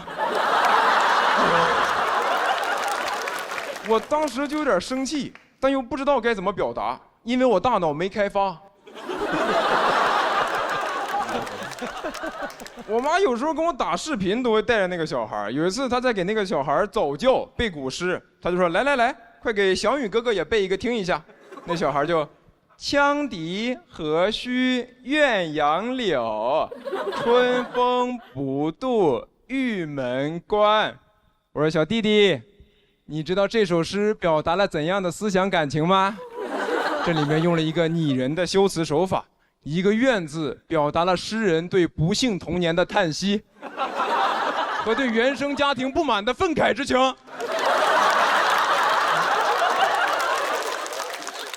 而且我妈现在带小孩这么专业吧，我还很担心一件事儿，我怕她以后给我带孩子要收钱。别到时候我说妈，我们都要上班了，你能过来带一下孩子吗？妈，叫什么妈？叫李阿姨。跟谁俩妈妈的呢？我以后在家只能叫爸，李阿姨。感觉我爸二婚了。李阿姨确实对我挺好的，是真把我当亲儿子。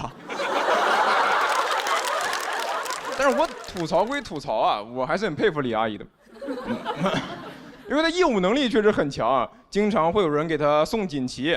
去年过年，她还跟我说她要升职了，她要去美国带孩子，啊。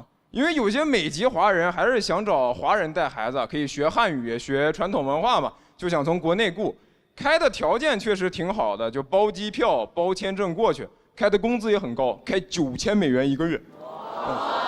我听完说这个月嫂一定要女的嘛，那不是美国嘛？我可以自我认同为一个阿姨。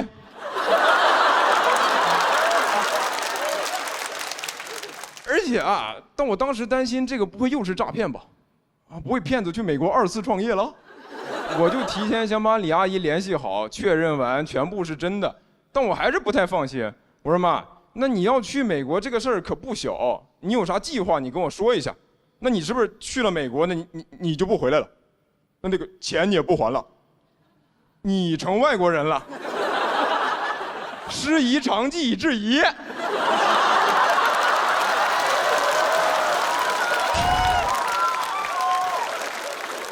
不是儿子，妈肯定是要还的。你看妈的计划是这样的，那不是9000美元一个月吗？那我在美国干个1-2年，就能快点把国内的债给还清了。我心想说，妈你野心也太大了，你让中国人骗的钱让美国人还，还真是50岁正是闯的年纪。但是他最后肯定还是没去美国啊，因为他还在那个名单上面。然后我上一轮录完回家，他还在跟我聊这个事儿。他说在国内带了5年孩子，也终于能把钱还完了，也不在名单了。还跟我说，儿子，妈这几年挺对不起你的，人家都是父母帮忙铺路，你反倒要担心爸妈，妈跟你说声对不起。我说这有啥的，这不写了5分钟段子吗？我也没想着你帮我进娱乐圈，但我决赛圈可就靠你了。王队，谢谢你们，谢谢李阿姨。Hello， 大家好，我是刘洋。一路走过来耍帅，然后牙磕到话筒上了，刚才。总决赛了，然后跟大家聊一下今年的一些变化。今年首先有一个显而易见的变化，在2个节目里面都取得了非常卓越的成绩。说实话，我现在人性都有点变了，我现在开始装了，你知道吗？尤其是回答记者提问的时候，采访的时候，记者问，2个节目都一直赢的感觉是什么样？我说，是一种超越了主观意志的失重感。他说什么意思？就是飘了，还是什么意思？但是我今年最大的一个变化是我今年当爸爸了。谢谢大家。然后有了一个儿子，叫小野。他出生非常有意思，跟各位说一下，他出生在4月30号，给各位科普一下，4月30号是国际不打小孩日。一出生带给我一个信号，但是我不怕，因为我不过洋节，我。然后他还有一个冷知识分享给各位，现场你们算来着了，就是刚满月的婴儿不会说话。哎，很多人不知道这个事儿。刚满月的时候，我们俩把他接回家，我在电梯里抱着我儿子，一个老大爷执着地问我儿子：“你多大啦？多大啦？”我说你告诉人家呀，没礼貌呢。不好意思，大爷，这孩子特别不会说话，但是他不会说话，特别能哭，就哭起来真的哄不住。我已经想尽一切办法了，就不知道咋办。你在这抱着哭，给安抚奶嘴哭，你在这抛接他哭，单手抡哭，拿运球投篮哭，不知道该怎么办。他哭得最狠的时候，我忽然意识到，完了，将来我跟他一块坐高铁，我会被骂到死。而我对这事儿无能为力。如果高铁上还有一个脱口秀演员把骂我的这个事儿写成段子，我就彻底完了。我儿子只是丢脸，我连段子都丢了。所以我想了一个策略：如果我跟他一块坐高铁，我要抢在所有人之前先生气。我要先假装不认识我儿子，然后我儿子一哭，我就站起来，谁家小孩？谁家小孩放我旁边哭呢？有人哄没人哄啊？没人哄，我哄了啊！还没人哄，真哄了啊！刚好带着个安抚奶嘴儿，来孩子谈上。我呀，就是一热心肠，平时也不帮忙。这孩子我都不认识，多大啦？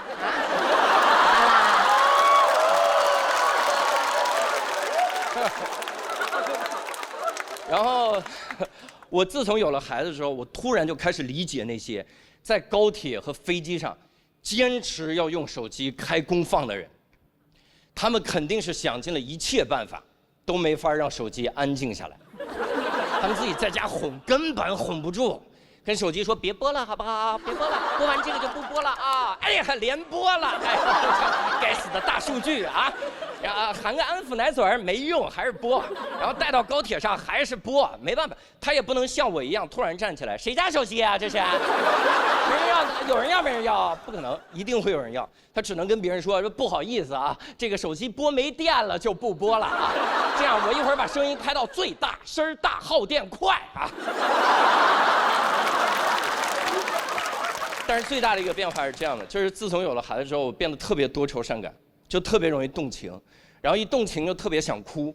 但单口喜剧演员是这样的，我们一旦想哭的时候，我们会立刻开个玩笑，把这种哭的氛围化解掉。比如说我有一次参加我最好朋友的婚礼，台上真的很感动，我坐在桌上，我眼泪就在眼眶里转，然后旁边一个人问你感动啦，我说啊还不上菜，饿哭了我都，基本上就是这个水平。但是有了孩子之后，就你真动情了之后，你发现你开这种玩笑，水平直线下降，没有任何人懂。我自己，他刚出生的时候就是我自己在产房门口等，因为我老婆剖腹产不让我进产房。你知道在产房门口是很焦虑的，你也不知道孩子什么时候生，门口也不会有一个倒计时，在那放着3、2、1，当爹啦！不会有这东西，我就在那徘徊，我说什么时候生？突然我听到一个婴儿哭，我说啊，这是婴儿哭吗？还是一个猫叫呢？这个季节也是闹猫的季节。然后护士说刘先生可以进来，我说我家闹猫了。我一进来，护士跟我说刘先生恭喜你母子平安。我先看我老婆平安，我说太好了。我说我看一眼我儿子，他就指着一坨红色的东西说这个。我说嚯！这是我天，你很难形容那一坨东西，就是一个无毛猫直接扔在那边，一个小婴儿那个胎毛就这么噌就炸，就感觉他被世界吓了一跳去，然后整个四肢就控制不住在那乱挥舞，然后整个脸皱缩，眼睛还瞪大，就完全跟反祖了一样，整个婴儿。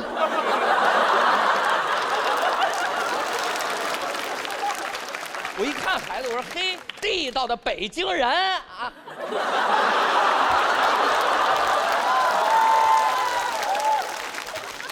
我的理性告诉我，这孩子太丑了，我天，真丑。我的感性告诉我，他太好看了，我为他挡子弹。然后我的理性感性一交织，我整个眼泪就往上涌，在眼泪就在眼眶里打转。然后护士问我，起名字了吗？我说起了，叫红毛小星星。大冷场，产房都冻上了，护士连梗都不接，就让气氛尬在那儿。你至少接一句啊，哦，那先生是姓洪吗？你至少。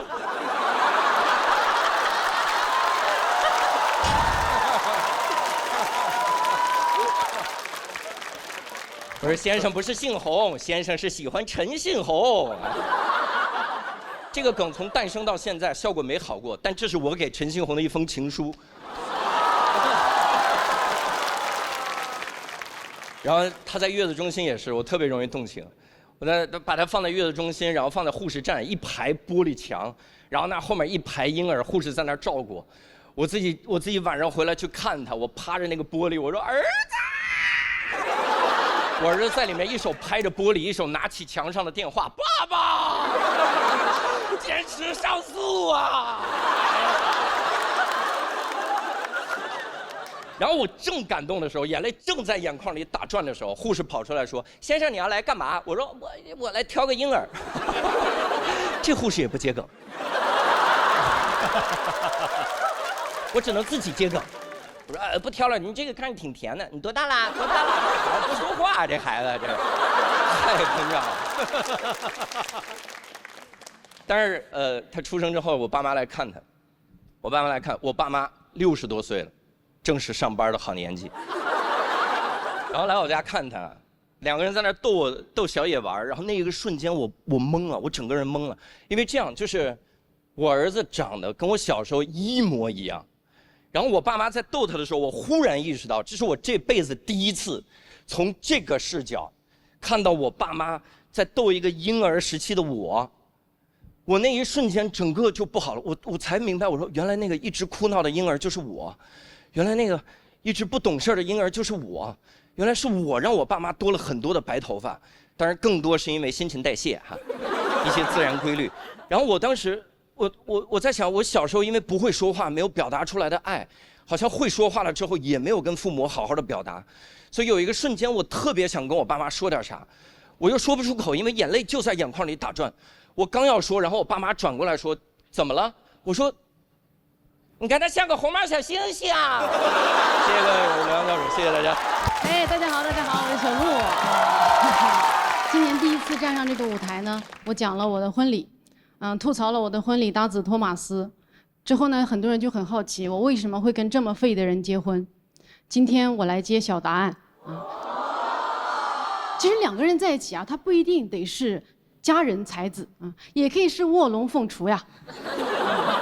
今天说一个故事，让大家感受一下那些年啊，我们卧龙凤雏一起划过的铁路，干过的杠啊。当时呢，我还在做律师啊，他也还在北大上学啊。一个典型的恋综配置，哎，马上就翻车啊！我发现老外学中文几年，中文人格就是几岁。当时他中文人格5岁，我俩的相处模式就很母慈子孝。有一天我一回家，他就跟我告状说：“小鹿，有人算计了我。”这个算计啊，一听很吓人啊！这就是老外学中文的特点，他们学的词儿都很大。很书面，啊，比如说我俩去吃麻辣烫，他会看着一大盆杨国福麻辣烫感叹句：“哇，真是一顿饕餮盛宴。”我跟他说：“你少吃点儿。”他会说：“麻烦您通融一下吧。”所以我当时就问他，我说：“谁算计你了呢？啊，今天怎么不开心？”然后呢，他就跟我说：“啊，我今天去了一个打印店，老板很热情，我们谈笑风生。我觉得老板很好，我没问价格就答应了。他说这点纸要90块。我当时一看，这么薄的一点纸啊，我说就这，90啊？哎，你是打印了10张9块钱吗？”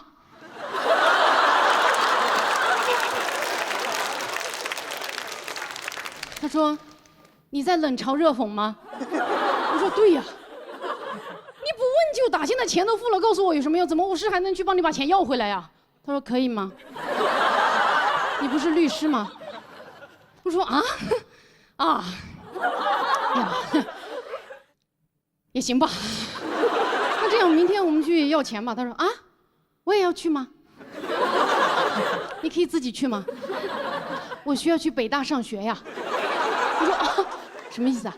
明天你去 Peking University。”我去 PK 打印店老板。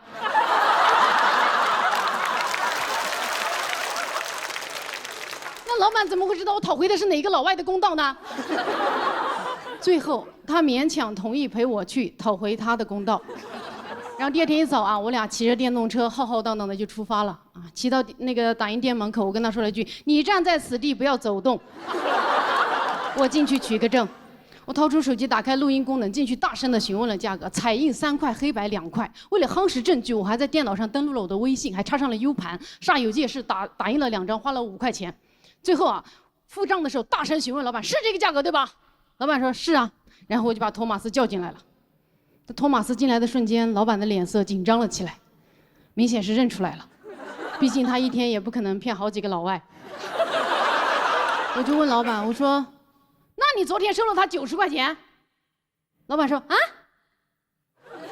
是吗？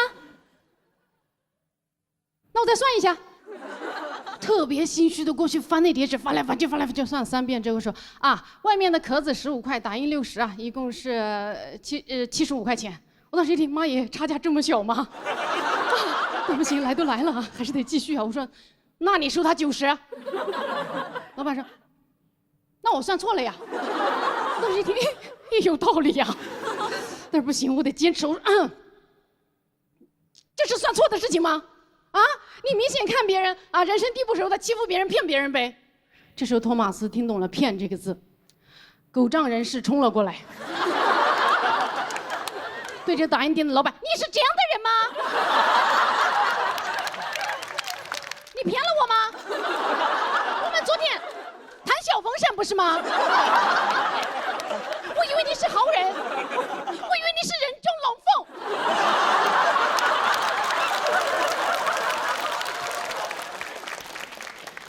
一瞬间，维权的气势完全垮掉。打印店的老板呢，也敏锐地捕捉到了托马斯是个智障，气焰更嚣张，说喊什么？我不就算错了，把钱还给你不就完了？然后啪就拍了15块钱在那个桌上。我当时看着那15块，心想妈耶，我气势恢宏的维权就到此结束了。不行不行不行，我得升华一下。我说这是钱的事情吗？啊，刚才跟你所有对话我都录音了啊，就需要些举报你一举报一个准啊，我可是做律师的。老板这时候呢也怂了，但他还是强撑着说。你是做什么的？我都算错了。我说我懒得跟你掰扯这几块钱的事情啊，自己坑蒙拐骗，我真正为你这个行为感到羞耻。说完，赶紧拉着托马斯走掉。在他下一次发言之前啊，你们现在肯定心里还在想尬点在哪里是吧？还没到。我俩走出那个打印店，我整个人就很沮丧。我心想妈耶，律师身份都亮出来了，干回来15块钱。啊，好丢人呐！啊，但是我这个气儿没处撒，我只能委屈的跟他骑着电动车回家。我们俩骑回家的路上，我突然意识到，哎，托马斯2只手都紧紧的抓着车把。我说等一下，你打印的那些签证材料呢？在你哪一只手里？托马斯啊，还在打印店里。我说那怎么办？他说那我们，我说没有我们。只有你自己，我们回不去了。托马斯啊，你不回去吗？可是我的中文不好呀，我跟他们吵架，他们会瞧不起我，还不给我。我又只能硬着头皮陪他回去。但我一进那个店啊，我就在那假装若无其事说啊，刚才那个东西没有拿。老板态度特别恶劣，说这没那东西。我一看东西没了。托马斯急了，稍微体现出了一点担当啊！他冲进来，去那个垃圾桶里开始刨。这时候打印店的老板娘就飞过来跟我说：“哎呦，找什么？找人？什么东西拿东西？我们这没有那东西啊！”那个东西对我们特别重要，你如果没拿，你把监控给我调出来，我看一下。打印店老板儿子跟我说：“不调。”我说：“哎呦，不调是吧？行，那我现在就报警。”就在我说完这句话的瞬间，我的脑子。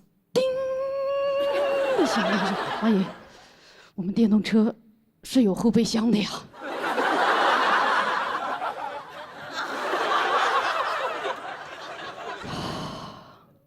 当时我背上的汗就下来了，但我还是强撑着扭头跟托马斯说了一句：“先别跑了，去看一眼后备箱。”托马斯从那个角落，哼，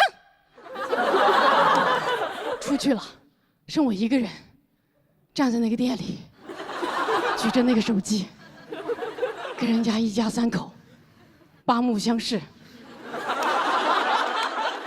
度过了我人生中最漫长的10秒。10秒钟之后，托马斯回来了，手里拿着那叠材料，还说了一句：“哈哈，在。”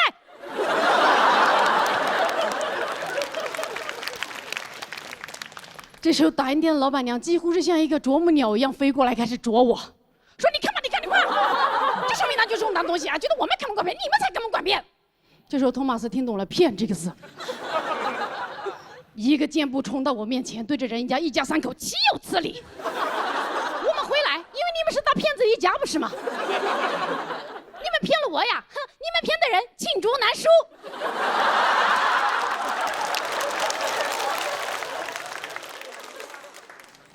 Enough， 毫无帮助。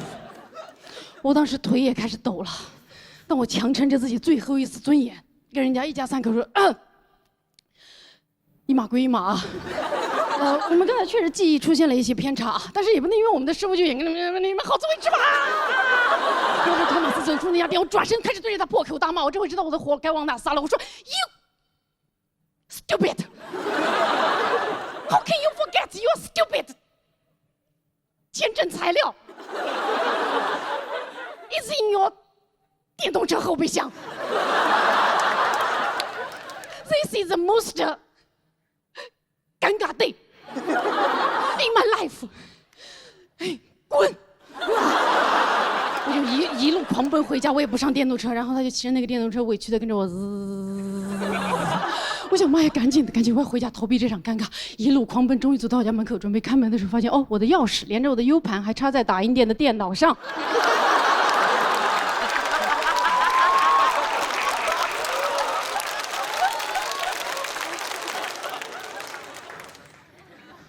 那一瞬间，我连站都站不稳了。我扶着我家的门把，跟托马斯说：“咱们换个房子吧。”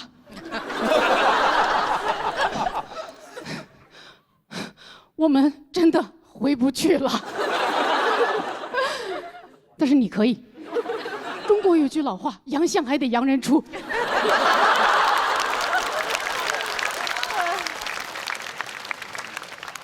最后，托马斯回去了，把钥匙拿回来了，他就去北大上学了。我独自在家消化这场尴尬，坐立难安，在家里待着待着，15块调监控不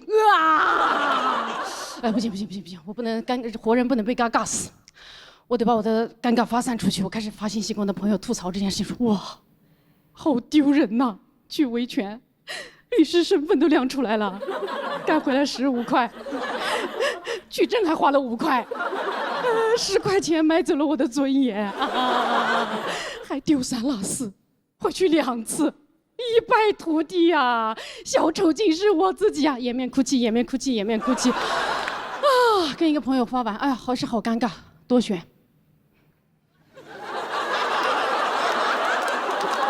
逐条转发给另一个朋友。整整1天的时间，我疯狂地把我的尴尬发散到全国各地之后，哇，到了晚上10点，我终于平静下来了，终于可以安心地工作一会儿了。这时候我打开我的电脑。准备工作，要登录微信的时候，发现哦，我的微信还挂在打印店的电脑上。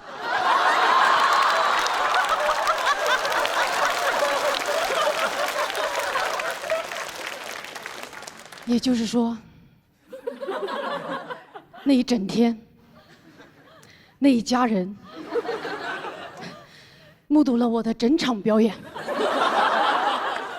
一家人围坐在电脑面前，看我直播。还评论我，他都是这么尴尬呀！哎呦，还真是律师呀！哎呦，难怪脸都绿了！哎呦，这对卧龙凤雏啊，尬到在家里掐人中了吧？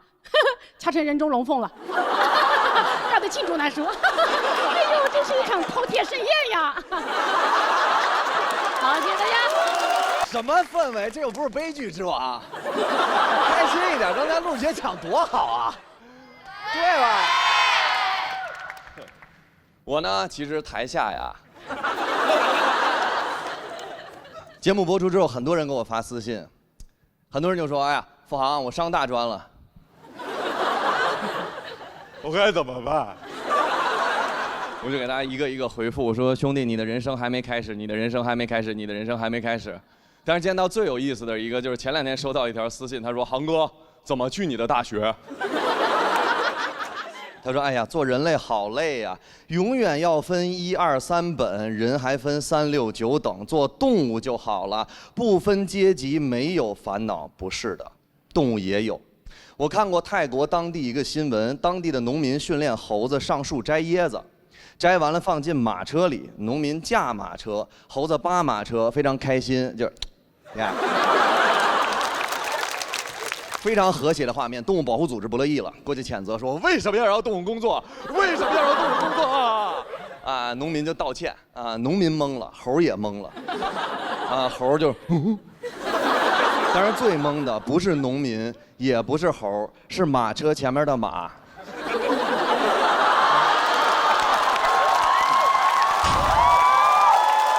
马看着记者。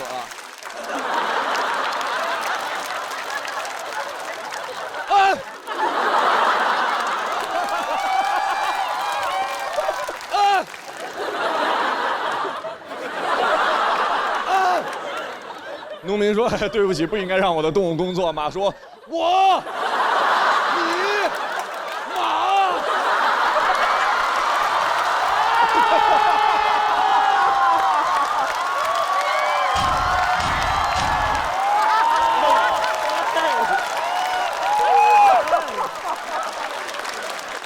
记者看到了，记者说：“哎呀，马惊了，快射杀他。”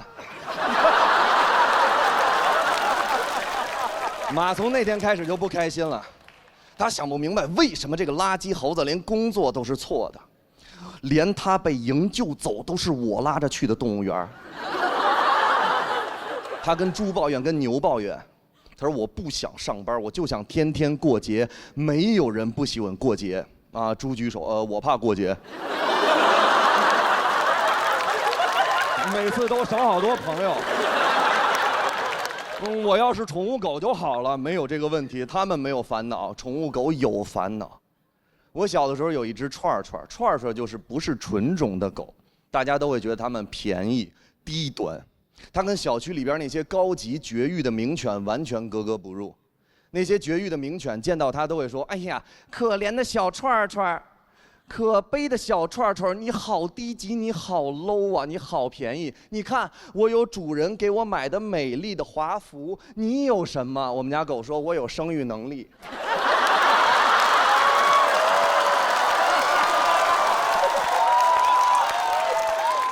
它已经离开我了，但是我一点都不难过。因为我知道，只要我记得它，它就永远陪在我身边。但是它一辈子都不明白，为什么有的人类第一次看到它就讨厌它，就是因为它是一个低级的串串。猴也有烦恼，大家老觉得呀，猴没有烦恼，猴的烦恼没人懂，我懂。只要不工作的猴子都得给人类表演。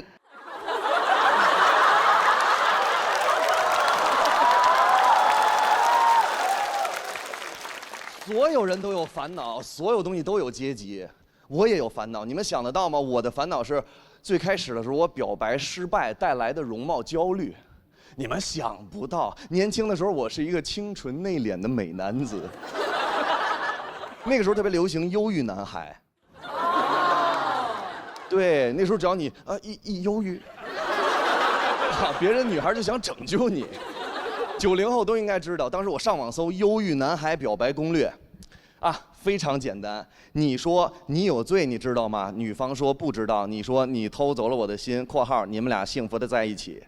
我说有点东西。我看着我们班女同学，我说你有罪，你知道吗？她看着我说我杀你爹了。你有病啊！你要学忧郁，看看人家台湾偶像剧里《流星花园》里边的花泽类，那才是忧郁美男子。我去看了台湾偶像剧，花泽类站在天台上看着杉菜说：“喂，不要哭了，想哭的时候你就倒立，那你眼泪就不会流下来了。”我懵了，我说太酷了。看到女同学一要哭，我也想说同样的话，一紧张说错了。我说喂，想哭时候你就翻跟斗。所有同学啊，那样你的眼泪就被甩干呐。我只能看中文版，看不了其他的国文，因为泰版翻拍了《流星花园》，也是俊男靓女，非常帅气，我实在看不进去。非常帅气到天台上，花泽类看着杉菜，喂，讲咩食街？廿兩係嚟。我实在看不下去。你知道舔狗呢，就是犹豫。我到最后毕业之前还没有表白，最后鼓足勇气给他写了一首情诗。我说。给你写了一首诗，可以读给你听，向你表白吗？他看着我说：“嘿，你别说啊，付航，你还真别说。”我说：“你也喜欢我的文采？”他说：“不是，我的意思是别说。”我说：“啊哈哈，哈哈，真心话大冒险。”一转头，操场就我一人。那时候的男孩都是这样硬撑。我说：“那你不喜欢我哪一点呢？”他说我不太喜欢那种黑黑的、长得像猴的男孩。我说谢谢你，祝你幸福。我当时哭了，我突然想起花泽类，我一下就立起来了，我就想试试眼泪到底会不会流下来。结果朋友们，眼泪这么流下来，我跟那儿倒立呢。那女孩又走过来了，说：“呀，又耍猴。”付航，你应该考虑一下，你长大以后靠什么生存？你学习这么差，难道你现在长大之后还能靠每天在班里耍猴一样逗别人笑生存吗？可以。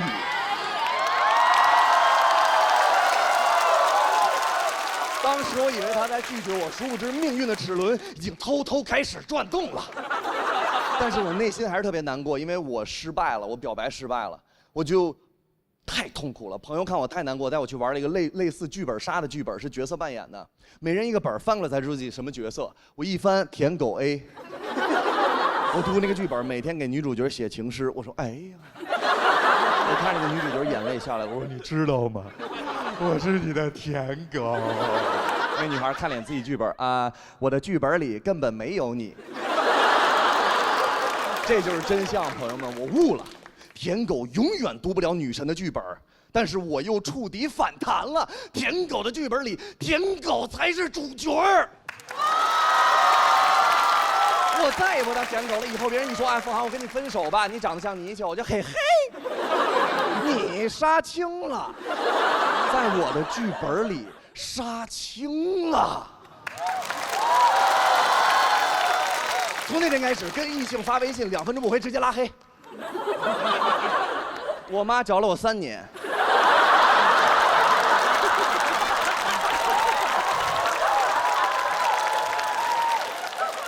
我表面装作坚强，我说：“哎呀，爱情嘛，算什么，对不对？”但是我内心里边容貌焦虑还是深深刻在我身上。有一次我在家里太难过了，我哭了。我突然想起他说我黑，我就特别认真，我想看看我妈妈会不会骗我。我说妈，我黑吗？我妈说儿子你一点都不黑，你就是有点暗。我说连您也这么说我。我就去地铁环线来回坐，哭得满脸都是鼻涕眼泪。我去男厕所拿免费的卫生纸，我就跟那过来一个女的清洁工大妈，小伙子你要上吊啊？我说上不上吊另说。你跟我为什么会在这里相遇呢？这不是男厕所吗？男女授受不亲，您这个应该懂吧？他看着我就是老年人标准那套，就是我能当你奶奶？我什么没见过呀？你个小黑鸡崽子！我说你还给我起日本名儿，小黑鸡崽子。真的，当时容貌焦虑又触底反弹了，朋友们。我突然发现，我永远没法改变别人怎么评判我的容貌，啊，我只能自信起来。从那天开始，我接受了，我就长这样，满脸痘坑，大鼻子，一眼大一眼小，但没问题，我就是我。你觉得我长得帅，就是我给你的福利。觉得我长得丑就是我给你的惩罚。我就是我。但是我一直不相信会有女孩爱完全的我，直到我遇到了一个女孩。那时候我刚穿上保安制服，我穿上保安制服，所有的同学看我，付航，我就 yes sir， 付航，我 yes sir。我看着那个女同学，我说 yes sir， 好笑吧？她看着我说，我觉得你穿什么都很帅。哎呀，我说what？不好意思，女人，我可能爱上你了。她一下就笑了，她就就跟着笑了。她一笑，我说这女人竟该死的甜美。我说我会娶你的。她看着我，10多年过去了，时光荏苒。上一次我见到她，我还问她，我说你还记得吗？我跟你说这些。她说哎呀，我早就不记得了，别恶心了。但是付航，你要记得早点回家，我在家里等你。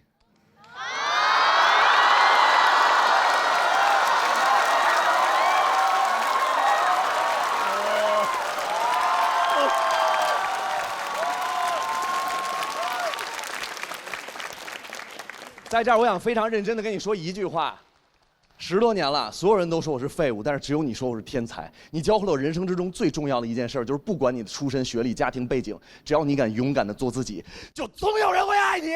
谢谢。OK。我真的想不到有一天南瓜这个颜值能搞上擦边啊，就是啊，姐妹们，你们叫他好帅，你们吃点好的吧。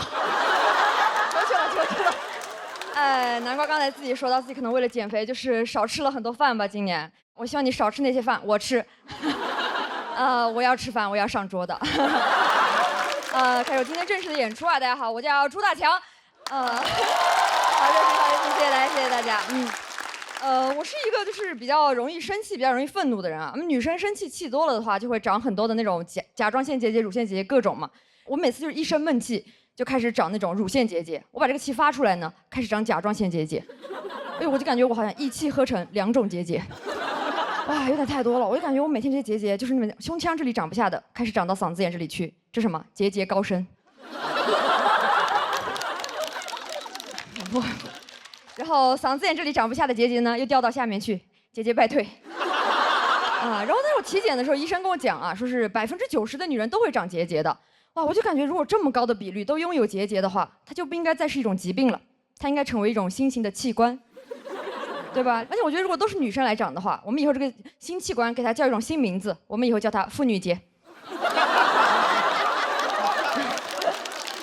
我觉得我爱生气吧，这个东西完全也怨不得我，是因为我感觉每天我生活中那种看不顺眼的人有点太多了。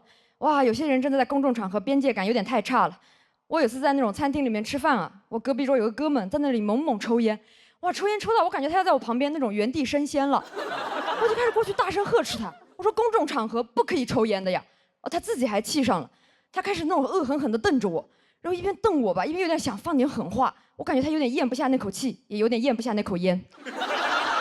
然后他开始拿着那个烟恶狠狠地开始把那个烟攥灭在自己碗里的饭上，我有点看不懂。我说这是在用不吃碳水表达自己的愤怒吗？看不明白。我说有点太会愤怒了吧，感觉就是一种超弱的超熊，泰迪熊，还挺可爱的。哎，我觉得如果他真的想就是当狠人的话，他应该一边抽一边灭烟，一边把那个烟灭在自己的头上，对吧？啊，一边抽烟一边烫头的，看起来就那种超绝狠人。我真的很看不惯那种在公众场合乱抽烟的人啊！我唯一能接受人在公众场合冒烟的情况呢，就是他火化。哎，然后有时候觉得吧，抽烟就是一种慢速火化，主要是对抽烟人的身体不好，二手烟也不好。他火化，我陪葬。不喜欢，我就把所有在公众场合乱抽烟的人呢，我在背后亲切地把他们称呼为烟人。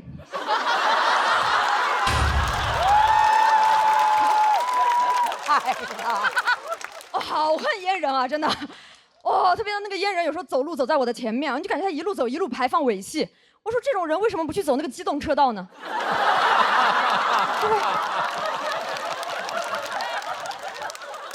路走在我前面的话，你最好是寿命上也走在我前面。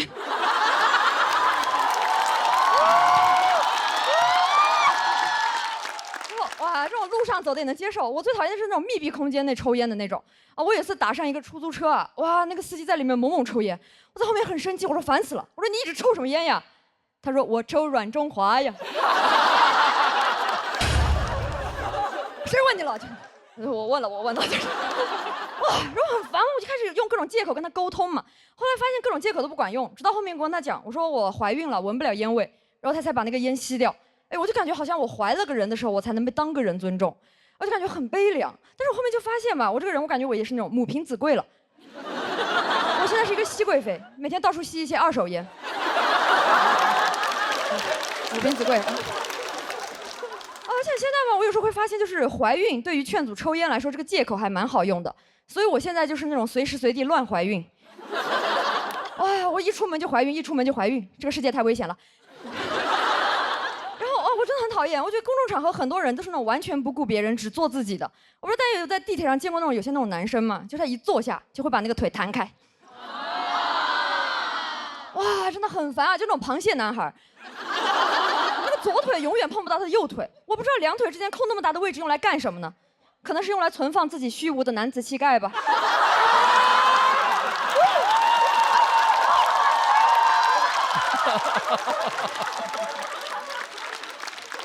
不理解，不理解。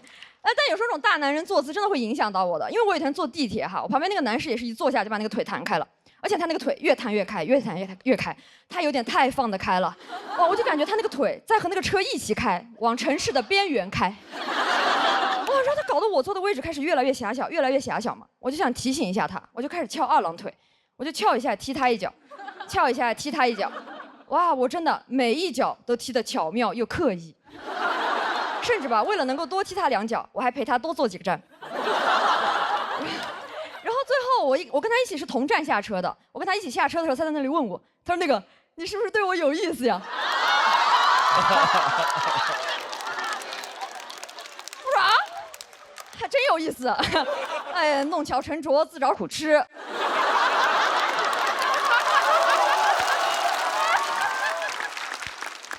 他还在那里问我，他说那个要不我们加个微信，没准我俩挺合得来的。合得来个啥呀？他自己两个腿都合不来。